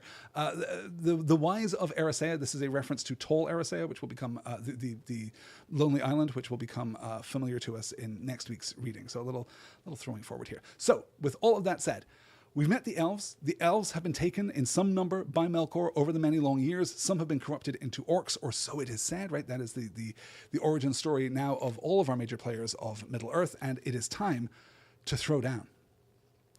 Orome tarried a while among the Quendi, and then swiftly he rode back over land and sea to Valinor and brought the tidings to Valmar. And he spoke of the shadows that troubled Cuivanen. Then the Valar rejoiced, and yet they were in doubt amid their joy, and they debated long what counsel it were best to take for the guarding of the Quendi from the shadow of Melkor. But Orome returned at once to Middle-earth and abode with the elves. Manwë sat long in thought upon Taniquetil, and he sought the counsel of Iluvatar. And coming down to Valmar, he summoned the Valar to the Ring of Doom, and thither then came even Ulmo from the outer sea. Then Manwë said to the Valar, "This is the counsel of Iluvatar in my heart, that we should take up again the mastery of Arda at whatsoever cost, and deliver the Quendi from the shadow of Melkor." Then Tukas was glad, but Aule was grieved, foreboding the hurts of the world that must come of their strife. But the Valar made ready and came forth from Aman in strength of war, resolving to assault the fortresses of Melkor and make an end. Never did Melkor forget that this war was made for the sake of the elves, and that they were the cause of his downfall. Yet they had no part in those deeds, and they know little of the riding of the might of the West against the North in the beginning of their days. Fantastic, right? Absolutely fantastic. Orome comes back, tells everyone, okay, so here's the update. I'm going to book it. I'm going to head back on over to Cuivanen and hang with my elves. You guys figure out what to do. Manwë sits and he thinks about it and he says, you know, I think we should maybe go to war with Melkor, which was always part of the argument, right? They retreat to Valinor because they do not want to go to war with Melkor and risk the destruction of the children of Iluvatar because they don't know where the children of Iluvatar are. And that, to some extent, is still true because they don't know where the men are. They know that the elves will come first, but they don't know where the men are lying in wait out there somewhere in the darkness. But now they have something concrete to fight for. And they know that Melkor is taking the elves, is haunting the elves, is present in the world in a nefarious way. So they have to go forth, and maybe, you know, the best thing that we're going to read this whole night is Manwë coming back to the Valar and saying, that's it, we're going, we're delivering the Quendi from the shadow of Melkor. Then Tukas was glad, because of course Tukas was glad. He's been waiting for this forever. But Aule also, you know, feeling that fear, feeling that like, God, things are going to be destroyed again. Look at what happened the last time we threw down with Melkor. This is bad news. And then, again, an interesting rhetorical pivot. We pull out here from the story as it's unfolding and acknowledge the limited perspective of the elves. We don't know what happened, right? We get a brief account of the battle because the elves don't witness it, so it is vague. And we get a brief account, too, of the reshaping of the earth, which, again, the elves don't really have any first-hand contact with. The deepening of the Great Sea of Beligir between Middle-earth and Aman, and you know, all the other changes that transform yet further the shape of Middle-earth in particular. And we're not even done, right? Middle-earth is not done being reforged. Arda is not done being reforged. Vinton says here, Tukas just wants to wrestle so bad. Let Tukas wrestle Melkor. Hey, good news. Guess what happens next? But at last the gates of Autumna were broken and the halls unroofed, and Melkor took refuge in the uttermost pit. Then Tukas stood forth as champion of the Valar and wrestled with him and cast him upon his face. And he was bound with the chain Anganor that Aule had wrought and led captive, and the world had peace for a long age. Nonetheless, the Valar did not discover all the mighty vaults and caverns hidden with deceit far under the fortresses of Angband and Autumno. Many evil things still lingered there, and others were dispersed and fled into the dark and roamed into the waste places of the world, awaiting a more evil hour. And Sauron they did not find. But when the battle was ended, and from the ruin of the north great clouds arose and hid the stars, the Valar drew Melkor back to Valinor, bound hand and foot and blindfold, and he was brought to the Ring of Doom. There he lay upon his face before the feet of Manwë and sued for pardon. But his prayer was denied, and he was cast into prison in the fastness of Mandos, whence none can escape, neither Vala, nor elf, nor mortal man. Vast and strong are those halls, and they were built in the west of the land of Aman. There was Melkor doomed to abide for 3 ages long before his cause should be tried anew, or he should plead again for pardon. Sentenced 10,000 years dungeon. Not quite 10,000 years. The 3 ages here is tricky because, of course, we're going to be dealing with 3 ages of the sun in times to come. These are not those ages. This is not the first age, second age, third age that we're familiar with from the Lord of the Rings and from later on in the Silmarillion. These are 3 Vailian ages, the Vailian centuries, really. Each Vailian age is a Vailian century, 100 Vailian years, or, for those of you who remember the math from last week's show, about 950 of our years. So a casual 3,000 years dungeon for Melkor upon their return. Tuka stood forth as champion of the Valar and wrestled with him and cast him upon his face. I mean, sometimes it's okay to cast a Melkor upon his face. Right? Sometimes it's just got to be done. Here, too, we see a familiar recurring beat. A beat that is already kind of familiar, even in the Silmarillion, and we've only barely begun the Silmarillion. But this is also a familiar beat from the rest of the Legendarium too. What happens when the forces of good strike at the forces of evil and claim a great victory? Well, evil scatters. It hides. It practices deceit, right? This is not the first time that Sauron is going to get out of one of these fights and just disappear, only to return in greater power later on down the line. Yeah, as Vinton says here in the chat, hey, where's that Sauron guy? Never mind, he probably won't be an issue. Yeah, no. And Gladrebek is, I love the other use of the Ring of Doom. Yes, right, the Mahanaxar, the Ring of Doom here in Valinor, where we can pass the judgment, right? We're going to get a perfect example of that in just a moment here. And then we're going to get into the invitation, I guess. Yes, okay, so I'm looking here at the time. I think we're going to get through this. Let's power through. Then again, so this is following the imprisonment of Melkor. He's going to be down for 3,000 years, right? 3,000 of our years, 300 of the Vailian years, but still a good long time. Then again, the Valar were gathered in council, and they were divided in debate. For some of those, Ulmo was the chief, held that the Quenti should be left free to walk as they would in Middle-earth, and with their gifts of skill to order all the lands and heal their hurts. But the most part feared for the Quenti in the dangerous world amid the deceits of the starlit dusk, and they were filled moreover with the love of the beauty of the elves and desired their fellowship. And at the last, therefore, the Valar summoned the Quenti to Valinor, there to be gathered at the knees of the powers in the light of the trees forever. And Mandos broke his silence, saying, "So it is doomed." From this summons came many woes that afterwards befell. The narrative strategies don't get much more punchy than this one. So, Melkor has been vanquished.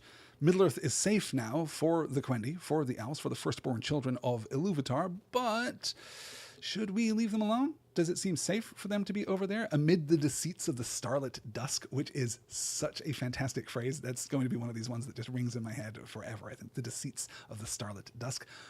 And some are arguing, yes, that was the purpose. That's why, presumably, they awoke where they awoke. Middle-earth is theirs. And maybe they should just be allowed to do it. Ulmo, of course, and his non-interventionist ways here being, no, let them be. We don't have to take care of absolutely everything. We should respect their autonomy here. But the others, the most part, feared for the Quendi in the dangerous world, and they were filled moreover with the love of the beauty of the elves and desired their fellowship. So, this is crucial. It's both things. It's they're worried about the elves and they want to protect them. They want to protect the beloved children of Ilúvatar, but also it would be so great if the elves hung out with us here in Valinor. We'd be able to hang out. They could like sit at our knees. They could like sing songs for us. We could sing songs for them. We could teach them. It would be so great. I mean, this is what we should do, right? And so they resolve to issue this invitation to come to Valinor, and Mandos gets one of his Mandos moments. Mandos moments, TM. Mandos kind of steps out of the shadow right at the back of the Mahanaxar, the Ring of Doom here. I just imagine him being shadowed for some reason. He steps out into the light and just says, "So it is doomed," right? Which means, so it is decided. That's the actual technical meaning of what he says. But of course, Tolkien is aware of the linguistic ambiguity that's happening here, right? And then the narrative voice confirms it. From this summons came many woes that afterwards befell. Is this a bad choice? Is this an example of the Valar leading imperfectly? Are they letting their love of the elves and their desire for companionship with things other than themselves, are they letting that kind of overwhelm the more restrained aspect of their nature, right? The Ulmo of it all, wanting the Quenya to stay in Middle Earth where they are and to repair their world and repair their own wounds in the wake of this war. Well, I don't know. I don't know how sure we can be, if this is a mistake. But certainly, as the narrative confirms, many woes afterwards befall. So we're going to run through some quick slides here. How many do I have? I think I've got 6 slides. They're brief, and we're going to run through them pretty quickly. I'm not going to do like a careful analysis of all the different kinds of elves, all the different flavors of elves that we're about to encounter, because after we run through these slides and we've made it to the end of the chapter, I have a diagram that will hopefully make everything a little more clear. So we're going to move pretty quickly through all of this, and then we'll circle back to it and kind of schematize the whole population of the elves at this point in the history of Middle-earth. So if you're looking forward to a diagram, buckle up. But the elves were at first unwilling to hearken to the summons, for they had as yet seen the Valar only in their wrath as they went to war, save Orome alone, and they were filled with dread. Therefore Orome was sent again to them, and he chose from among them ambassadors who should go to Valinor and speak for their people, and these were Ingwe, Finwë, and Elwë, who afterwards were kings. And coming, they were filled with awe by the glory and majesty of the Valar, and desired greatly the light and splendor of the trees. Then Orome brought them back to Cuivanen, and they spoke before their people, and counselled them to heed the summons of the Valar and remove into the west. Then befell the first sundering of the elves. For the kindred of Ingwe and the most part of the kindreds of Finwë and Elwë were swayed by the words of their lord, and were willing to depart and follow Orome. And these were known ever after as the Eldar, by the name that Orome gave to the elves in the beginning in their own tongue. But many refused the summons, preferring the starlight and the wide spaces of Middle-earth to the rumour of the trees.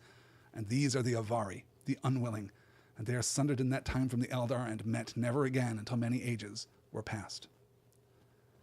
So, understandably, the elves are a little intimidated by the Valar. Maybe they don't want to receive, all of the Valar's undivided attention if they go to Valinor, and maybe the trees aren't even that great, right? We see here the rumour of the trees. Okay, trees. Cool. Trees that light up. Interesting. I myself have no conception for what lighting up might mean, but okay, I like the wide open spaces and the starlight sky of Middle-earth, so I'm not actually going to go. This is the first sundering. The Avari at this point basically drop out of the story. There are minor connections in minor texts through the history of Middle-earth, but really the Avari are just gone. We don't know anything about them going forward. The Eldar prepared now a great march from their first homes in the east, and they were arrayed in 3 hosts. The smallest host and the first to set forth was led by Ingwe, the most high lord of all the elvish race. He entered into Valinor and sits at the feet of the powers, and all elves revere his name. But he came never back, nor looked again upon Middle-earth. The Vanyar were his people. They are the fair elves, the beloved of Manwë and Varda, and few among men have spoken with them. Next come the Noldor, a name of wisdom, the people of Finwë. They are the deep elves, the friends of Aule, and they are renowned in song, for they fought and laboured long and grievously in the northern lands of old. The greatest hosts came last, and they are named the Teleri, for they tarried on the road and were not wholly of a mind to pass from the dusk to the light of Valinor. In water they had great delight, and those that came at last to the western shores were enamoured of the sea. The sea elves, therefore, they became in the land of Aman, the Felmari, for they made music beside the breaking waves. 2 lords they had, for their numbers were great, Elwë Singolo, which signifies grey mantle, and Olwë, his brother. So, 3 groups of elves set out. The first led by Ingwe. They just book it straight to Valinor. They love it there. They never go back to Middle-earth. They never think about Middle-earth. They're just happy that's the Vanyar. They're basically going to drop out of the story too. We don't have a lot from them in the rest of the Silmarillion. Then the Noldor, the name of wisdom, the people of Finwë, they are the deep elves, the friends of Aule, right? Okay, we're getting craftsmen here. We're getting people who can make things. This is going to be interesting. The Noldor are going to be important. Then the greatest host, the largest host, right? The Teleri, the last ones, the light ones. That's what that means, though it's not described here. The Teleri, for they tarried on the road and were not wholly of a mind to pass from the dusk to the light of Valinor. And they, crucially, are so many in number, though relatively few in number, that they have 2 kings, Elwë Singolo and Olwë, his brother. Elwë, the elder brother, Olwë, the younger. Let's keep pushing on. I do love this. I will say this, that I know I was talking a little about, the begats, and talking about later when we get the geography of Beleriand. It is difficult to keep all of this stuff straight, but it is, I think, beautifully told. And when you get it, when you can kind of internalize all the various factions of elves, again, it's another schematic that Tolkien offers us as to how to live a happy life. I think we'll get into that when we have the diagram in front of us and can really discuss it. It is told that when the hosts of the Eldalier, a brief digression here, Eldalier is just another word for Eldar. It means exactly the same thing, right? And it has the same ambiguity about it linguistically too, that it means simultaneously all the elves, but really all the elves that undertake the great journey, the Eldalier.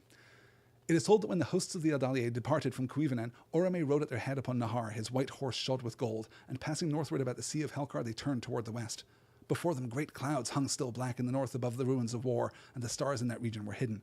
Then not a few grew afraid and repented and turned back, and are forgotten. Long and slow was the march of the Eldar into the west, for the leagues of Middle-earth were uncounted and weary and pathless.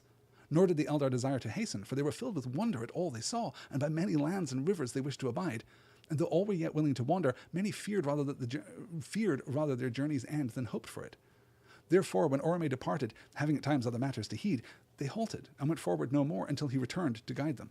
And it came to pass, after many years of journeying in this manner, that the Eldar took their course through a forest, and they came to a great river, wider than any they had yet seen, and beyond it were mountains whose sharp horns seemed to pierce the realm of the stars. This river, it is said, was even the river which was after called Anduin the Great, and was ever the frontier of the westlands of Middle-earth. But the mountains were the Hithaglir, the towers of mist upon the borders of Eriador, yet they were taller and more terrible in those days, and were reared by Melkor to hinder the riding of Orome. Now the Teleri abode long on the east bank of that river and wished to remain there, but the Vanyar and the Noldor passed over it, and Orome led them up into the passes of the mountains. And when Orome was gone forward, the Teleri looked upon the shadowy heights and were afraid. So now we're getting real geography. We're here. We've got the Misty Mountains. We've got the Anduin. We're back in the part of Middle-earth that we're familiar with from The Lord of the Rings, right? And we get this fantastic geographical detail, I suppose. The Hithaglir, the Towers of Mist, the Misty Mountains themselves, are raised by Melkor in order to kind of complicate Orome's life and stop him from riding so freely hither and yon all over Middle-earth, because I suppose when you're Melkor, you can do that. And I love this detail, too, that it's partly the fear, right? It's partly the fear of what awaits them in Valinor, for sure, especially for the Teleri, but it's also the act of discovery. It's also the, oh my God, we're just, every day we see new amazing things. It's fantastic. We've never seen a river this big. We've never seen mountains this big. This is awesome. The world is great. And so they're just taking a long time as we move forward here. So, yeah, the Misty Mountains, yeah, we're calling out in the chat here. It's so great. Yes, I'm glad Rebecca's observing too, especially since it's complicated to remember all the Elvish names, particularly because they all end in way. Yes, it is pretty complicated to remember everybody that you have to remember to make it through this part of the book. This, by the way, interestingly, if you track the passage here, they are coming up when Orome leads them through the passes of the mountains. It seems very likely that he is leading them up through, like, past Carathras, right? This is the path that the Fellowship tried to take in the beginning of The Lord of the Rings. It's that same path. It is still, even then, in the ancient Elder days, the best pass through the Misty Mountains. And from there, we can infer, as they're passing toward the Ediluin, the Blue Mountains in the west, and thereafter, out of the Middle-earth that exists in the Third Age, as we know it from The Lord of the Rings, that they're taking the road from Rivendell to Bree through the Shire into the west, right? They're not literally taking the road, of course. There is no road, but like that is the route that they are taking across the boundless tracts of Middle-earth in this time. Let's, yes, just a couple more. We're almost there. Then one arose in the host of Olwe, which was ever the hindmost on the road. Lenwe, he was called. He forsook the westward march, and led away a numerous people southwards down the great river, and they passed out of the knowledge of their kin until long years were past. Those were the Nandor, and they became a people apart, unlike their kin, save that they loved water, and dwelt most beside falls and running streams. Greater knowledge they had of living things, tree and herb, bird and beast, than all other elves. In after years, Denethor, son of Lenwe, turned again west at last, and led a part of that people over the mountains into Beleriand ere the rising of the moon. So now we're deep into the history, right? Hey, you guys, there's going to be a moon, and it's going to rise also. We've kind of mentioned Beleriand before, but now we're going to cross into Beleriand. Beleriand is the land to the west of the part of Middle-earth with which we are familiar. The reason that you don't know about it is that it doesn't exist in the Third Age, for reasons which will become clear as we move forward. It's hard to process Denethor appearing here. And I think it probably shouldn't be pronounced Denethor. It should be pronounced Denethor, right? We're supposed to give it that, like, second syllable accent that we give to elven names, right? Lenwe's son Denethor, right? But that is the name that is going to be passed down. Tolkien loves reusing names, and not out of any kind of a particular preference of his own, but because as a medievalist he's familiar with the way that names get reused, right? Names are tokens of power themselves. You give the name to your child of the great person before your child so that they can possess some of that authority, some of that that's I don't know, elemental quality of that previous possessor of that name. So yes, this is Denethor of the lands of Denethor. We're going to follow that all the way down through the ages. Let's do one more. So here we'll say these are the Teleri are now breaking, right? Remember Olwe and Elwë, the brother kings of the Teleri, they are now fracturing. Lenwë comes up and just says, no, actually we're going to live in the Vales of Anduin. We're going to go south down the river, and we're going to hang out there for a bit. Last one? Is this the last one, I think? Yes, okay. Maybe one more after this, we'll see. At length, the Vanyar and the Noldor came over the Ered Luin, the blue mountains between Eriador and the westernmost land of Middle-earth, which the Elves after named Beleriand. And the foremost companies passed over the Vale of Sirion and came down to the shores of the great sea between Drengist and the Bay of Balar. But when they beheld it, great fear came upon them, and many withdrew into the woods and highlands of Beleriand. Then Orome departed and returned to Valinor to seek the counsel of Manwë, and left them.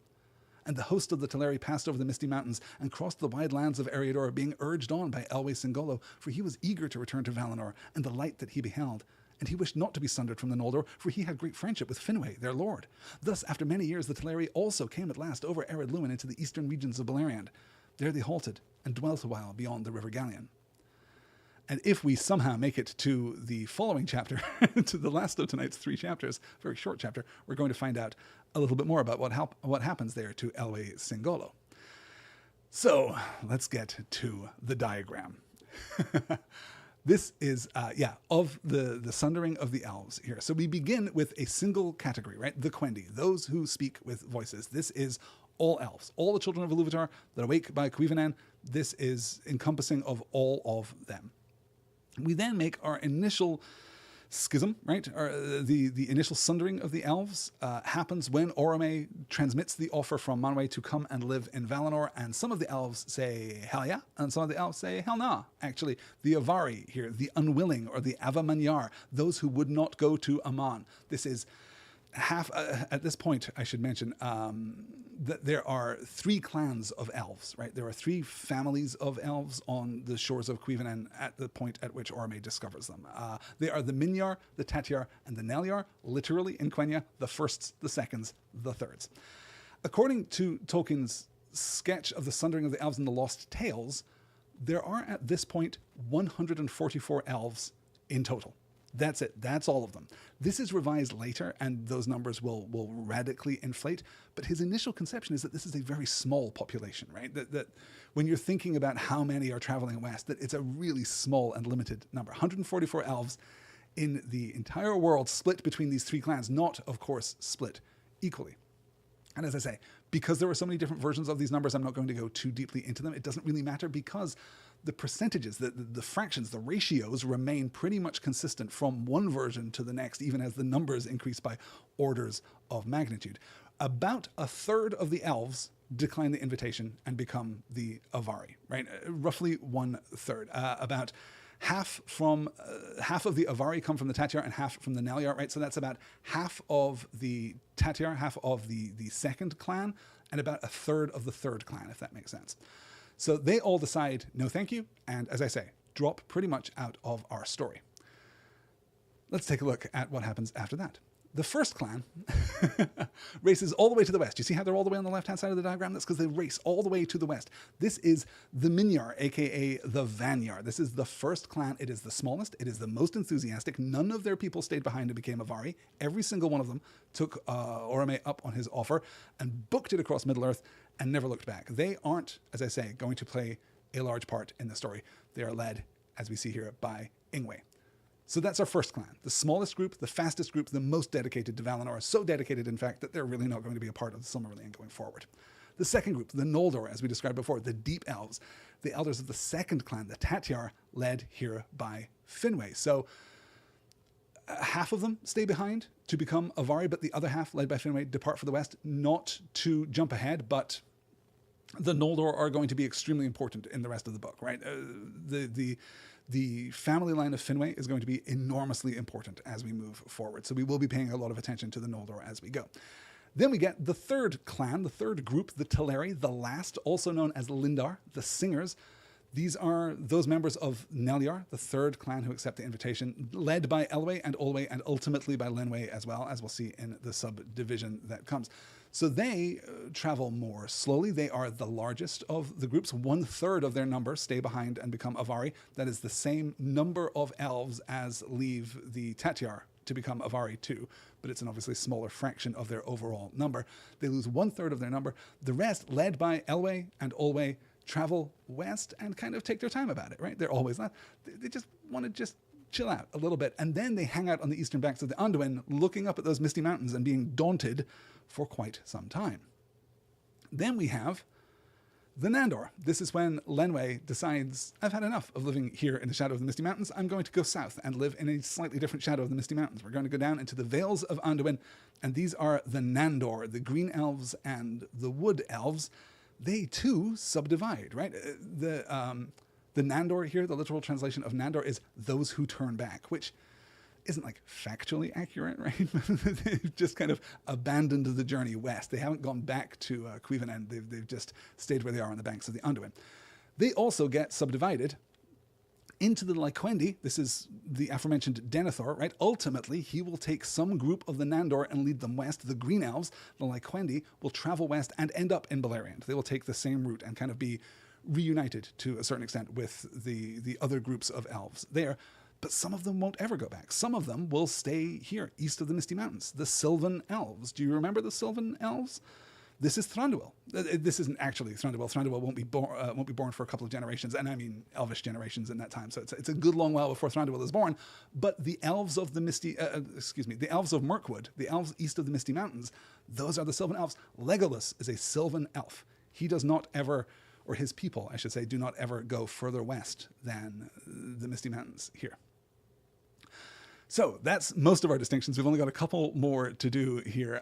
We get the Falmari, the Sea Elves, led by Olwë. They cross the sea to Valinor, and the Sindar, the Grey Elves, led by Elwë, remain in Beleriand, right? The schism, half of them led by Elwë, half of them led by Olwë, because of the events of the next chapter, but I wanted to include them right here. Yeah. Galadriel said, I thought Thranduil and Legolas were descendants of the Noldor. No, they're Thranduil. Well, I mean, specifically, there is a certain amount of...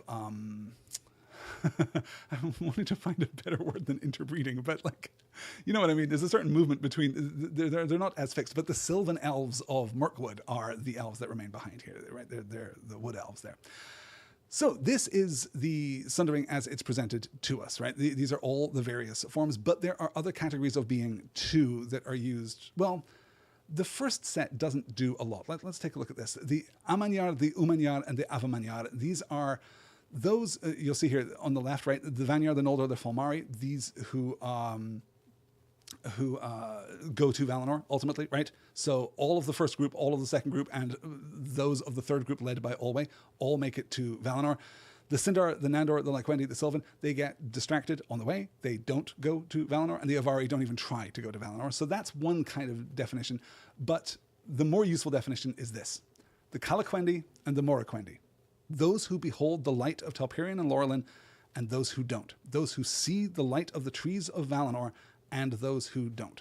This is actually like a relevant distinction even by the time that we get into the Third Age, which is wild, quite frankly. So light and dark. The Calaquendi, literally elves of the light, the elves that have seen the light of the trees of Valinor, the Vanyar, the Noldor, the Falmari, and those who haven't, the Moraquendi, the elves of the dark elves, the Sindar, the Nandor, the Lyquendi, the Sylvan, and of course the Avari, with one exception.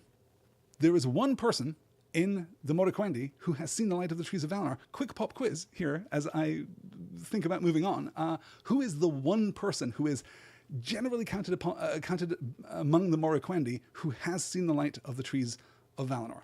Any ideas there in the chat? Let's see.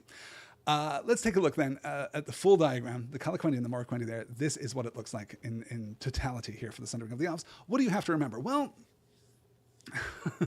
not that much. Honestly, you don't have to remember that much. You have to remember the Noldor. You have to remember the Sindar. Those are our heavy hitters. Those are our major players as we move forward. Those are the ones who are going to be important. And you don't necessarily have to remember that much about them, except where they are, right? I think that there's... There are structural elements that will come into play as we move through the plot of the Silmarillion, but many of them are going to be more immediately temporally defined than they are here in this initial elven diaspora, right? Part of what Tolkien's doing here, just to clarify this point, I think, is accounting for all the various types of elves, all the various types of fairy. And let's remember that in the early drafts of the Silmarillion, elves were simply fairies, right? He's trying to give us a complete schematic of the fair folk, right? Why are there different kinds of fairies? Why are there different kinds of elves? Well, this is the reason, right? The Vanyar are the fair elves. They're the high elves. They're the ones that you think of that are so beautiful that they're almost too beautiful. They're almost like beyond mortal comprehension. The Noldor are actually gnomes. That's the kind of, again, the schematic approach that he's taking there. They're the craftsmen. They're the tinkerers. They're the ones who are kind of noble, yes, but also like a little tricksy, also like a little, and you can see the Falmari, the sea elves, the grey elves, right? You get all of these different perspectives on capital F fairy, right? And on the various kinds of elves that come through. I haven't seen anyone shouting out here in the chat who is the single solitary person who is counted among the Calaquendi, even though he has seen the lights of Telperion and Lorelin. It is, of course, Elwë, right? King of the Sindar, because he was the ambassador. He went there first, but then he gets somewhat distracted. You know what? Let's do it. Let's get into. I've only got 2 slides because the chapter 4 of Thingol and Melian is so short that we might as well get through it. Elwë, who leads the Sindar, who is initially the elder brother of the kings of the Teleri, he is Thingol. That is his Sindarin name. The Sindar here, they create Sindarin. The other. Well, I would say the other Elvish language, but really I mean the Elvish language, right? Most of the language that we get in The Lord of the Rings is Sindarin rather than Quenya, because most of the elves that we're going to encounter speak Sindarin. We'll get to all of that. Yes, Galadriel calling, oh yeah, I remember him. He fell in love with a Maiar. Well, who among us, Galadriel, has not fallen foul of that? Who among us has not been tempted to stand for 200 years in a wood looking at a Maiar? Let's get into it and talk a little about Melian. Melian was a Maya of the race of the Valar. She dwelt in the gardens of Lorien, and among all his people there were none more beautiful than Melian, nor more wise, nor more skilled in songs of enchantment. It is told that the Valar would leave their works, and the birds of Valinor their mirth, that the bells of Valmar were silent, and the fountains ceased to flow, when at the mingling of the lights Melian sang in Lorien. Nightingales went always with her, and she taught them their song, and she loved the deep shadows of the great trees. She was akin before the world was made to Yavanna herself, and in that time when the Quendi awoke beside the waters of Cuivanen, she departed from Valinor and came to the Hitherlands, and there she filled the silence of Middle-earth before the dawn with her voice and the voices of her birds. Now when their journey was near its end, as has been told, the people of the Teleri rested long in East Beleriand, beyond the river Gallion, and at that time many of the Noldor still lay to the westward, in those forests that were afterwards named Nelderoth and Region. Elwë, lord of the Teleri, went often through the great woods to seek out Finwë, his friend, in the dwellings of the Noldor, and it chanced on time that he came alone to the starlit wood of Nan Elmoth, and there suddenly he heard the song of nightingales. Then an enchantment fell on him, and he stood still, and afar off beyond the voices of the Lomelindi, he heard the voice of Melian, and it filled all his heart with wonder and desire. He forgot then utterly all his people and all the purposes of his mind, and following the birds under the shadow of the trees, he passed deep into Nan Elmoth, and was lost. But he came at last to a glade open to the stars, and there Melian stood, and out of the darkness he looked at her, and the light of Aman was in her face. So we're establishing pretty early, I think, unless you happen to count Ali and Yavanna, and I think that would be completely justified to count Ali and Yavanna in this. We're establishing pretty early a recurring element of Tolkien storytelling. A man who falls in love with a woman who is vastly his superior, right? A man who falls in love with a woman who is to him otherworldly, so that there's almost no continuity of experience between the one and the other. Elwë here has been residing with his people. They've taken this long journey. It's taken years and years and years and years and years. Now they're residing just comfortably beyond the River Gallion, but he still really likes Finwë. He likes the Noldor, so he goes to hang out with Finwë, and as he's traveling through the forest of Nan Elmoth, he comes upon this creature, this woman singing in the forest, right? With the Lomelindi. Lomelindi is the Quenya for nightingales, right? So Melian is always surrounded, or not surrounded by, that sounds actually rather unpleasant, but is accompanied by nightingales. And he has here, this elven king has the mortal experience of the elven realm, right? This is a fairy experience transposed like one octave higher. Now we've got an actual elven king experiencing what traditionally, right, the mortal man experiences when he beholds the elven woman deep in the forest. Here he has that same, exactly as Vinton says in the chat here, a tale as old as time. It is, and it will continue to recur down all the many ages of Arda. Not least of all because of Thingol and Melian, right? Not least of all because of these two, because, well, they have a fairly significant offspring that we'll get to in the chapters to come here. So he comes at last to the glade, open to the stars, and there Melian stood out of darkness and looked at her.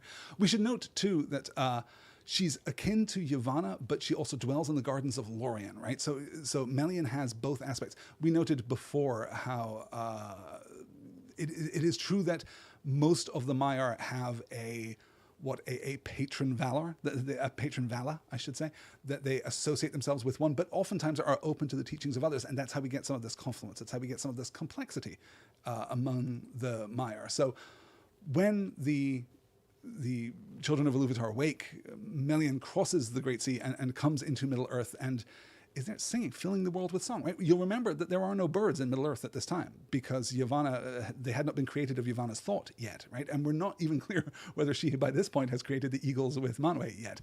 But there are nightingales. We know that for sure. Let's look at our last slide of the evening. I can't believe we've made it so far. Good job, y'all. She spoke no word, but being filled with love, Elwë came to her and took her hand, and straightway a spell was laid on him, so that they stood thus while long years were measured by the wheeling stars above them. And the trees of Nan Elmoth grew tall and dark before they spoke any word. Thus Elwë's folk who sought him found him not, and Olwe took the kingship of the Teleri and departed, as is told hereafter. Elwë Singolo never came again across the sea to Valinor so long as he lived, and Melian returned not thither while their realm together lasted. But of her there came among both elves and men a strain of the Ainur who were with the Iluvatar before Ea. In after days he became a king renowned, and his people were all of the elder of Beleriand. The Sindar they were named, the Grey Elves, the Elves of the Twilight, and King Greymantle was he, Elu Thingol in the tongue of that land. And Melian was his queen, wiser than any child of Middle-earth. And their hidden halls were in Menegroth, the 1,000 caves in Doriath. Great power Melian lent to Thingol, who was himself great among the Eldar, for he alone of all the Sindar had seen with his own eyes the trees in the day of their flowering. And king though he was of Umanyar, he was not accounted among the Moraquendi, but with the elves of the light, mighty upon Middle-earth.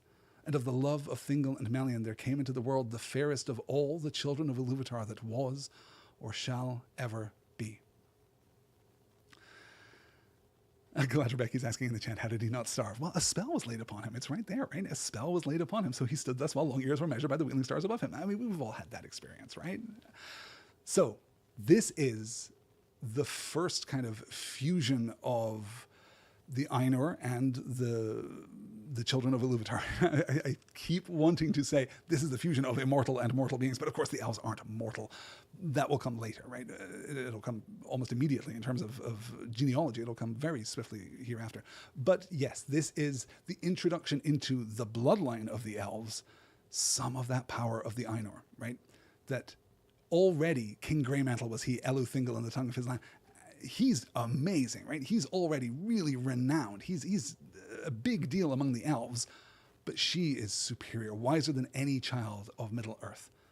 And the union of them, well, creates Luthien, as tales were told as of old. So we're going to get to that in the chapters to come, but not immediately. We're going to spend instead some time with Eldamar and the Adalier, and of Feanor and the Unchaining of Melkor next week. In fact, I have a slide right here. Yes, perfect. February the 13th, the day before Valentine's Day. I should have saved Melian for the day before Valentine's Day, obviously, but never mind. February the 13th, we are instead going to talk about Eldamar and the Adalier, and we're going to get to Feanor and the Unchaining of Melkor. And Feanor, for all that we've had some characterization this week, Feanor is the first real character who's going to drive the action of the Silmarillion. So if you're having trouble with just these incessant list of names, I should say, plus names of lists, then hold on for Feanor. Feanor's coming, and he's going to be your problematic fave. That's what's going to happen in next week's reading. Then the week after, 7 and 8, where we're going to get of the Silmarils. We're going to get our title chapter there in chapter 7, and then the Darkening of Valinor. That's still to come on Stars and Swords. Next week, we're going to have our bonus episode on Justine Lewis's Beauty and the Playboy Prince from 2024. I'll probably drop that on Valentine's Day. That seems appropriate, doesn't it? Just in case maybe the morning of Valentine's Day, you can listen to it while you're getting ready. We can talk about category romance. We can talk about what makes Harlequin so special. We can talk about what makes that entire industry just bewildering in the best possible way. It behaves completely unlike any other segment of the publishing industry and has done for years. This is not a new occurrence. The romance industry is so important. If you love literature, part of the provision of your reading material, right? Part of the industry that provides you with books exists because romance is subsidizing it, because romance is such a machine, because it's such a juggernaut. And that's going to be a ton of fun to talk about. So we'll put that out next week. And then there will be another bonus episode in March. I have already decided what we're going to cover. In fact, I have already talked about what we're going to cover in March. If you are a Patreon supporter and you've listened to the most recent episode of Next Word Insider, you will have heard me say exactly what we're going to talk about next in March. So I'm not going to spoil it now. You'll have to stick around, or you can head on over to the Patreon page, patreon.com/nextword, where you can pledge your support and help me to keep making podcasts. I have been talking semi-publicly about some kind of ongoing Tolkien show that will continue after we're done with the Silmarillion here, because there's nothing like it. There's just nothing like it. There's nothing. I love the breadth of Stars and Swords. I love the ability to move from book to book, from genre to genre, to sample all of these experiences. I think they make the breadth and diversity of that experience makes me a better reader, makes me a better critic, makes me a better communicator about the things that I find so important and so powerful in literature, in genre literature in particular. But Tolkien's the thing, you guys, and I could talk about this stuff forever. As you can tell, as we come up here on, we're a little over 2 hours already, so I should probably be wrapping up. Yes, so we're going to do the Harlequin Romance bonus episode next week. We'll do the next bonus episode in March. There will also be, between here and there, a Q&A episode, the first Silmarillion Q&A. I know I said that I would get it out before this week's episode, but it's taken a little bit more time, but yes, in the days to come. And if you enjoy what I do here at Stars and Swords, if you enjoy what I produce here at Next Word, then you can head on over to that Patreon page, patreon.com/nextword. You can join up for free and get access to the live link for the live session every week. So you can come and hang out here in the YouTube chat with these fine and excellent people. It's so good to have you guys here with me. Thank you so much for joining me this evening. And of course, by pledging your support and throwing a couple bucks my way every month, I turn those magically into podcasts. That's the thing I do, into ad-free podcasts, just to sweeten the deal there for you, right? No ads here on the show, except this one for the Patreon, but I don't know how that's avoidable. I don't know if we could do some kind of ad-free Patreon feed where if you support me on Patreon, I cut out the part in each show where I talk about Patreon. Maybe, but it's content. It's all content. Anyway, that's going to do it right here for our discussion of 3 chapters of the Quintus Silmarillion. Thank you so much for joining me. And remember, as we consider the state of the world, sometimes when you are forced to make a judgment call, when you are forced to deem a given doom, just ask yourself, as I ask myself, what would Tokus do? Thanks so much for listening, you guys. I'll talk to you all next week. Take care.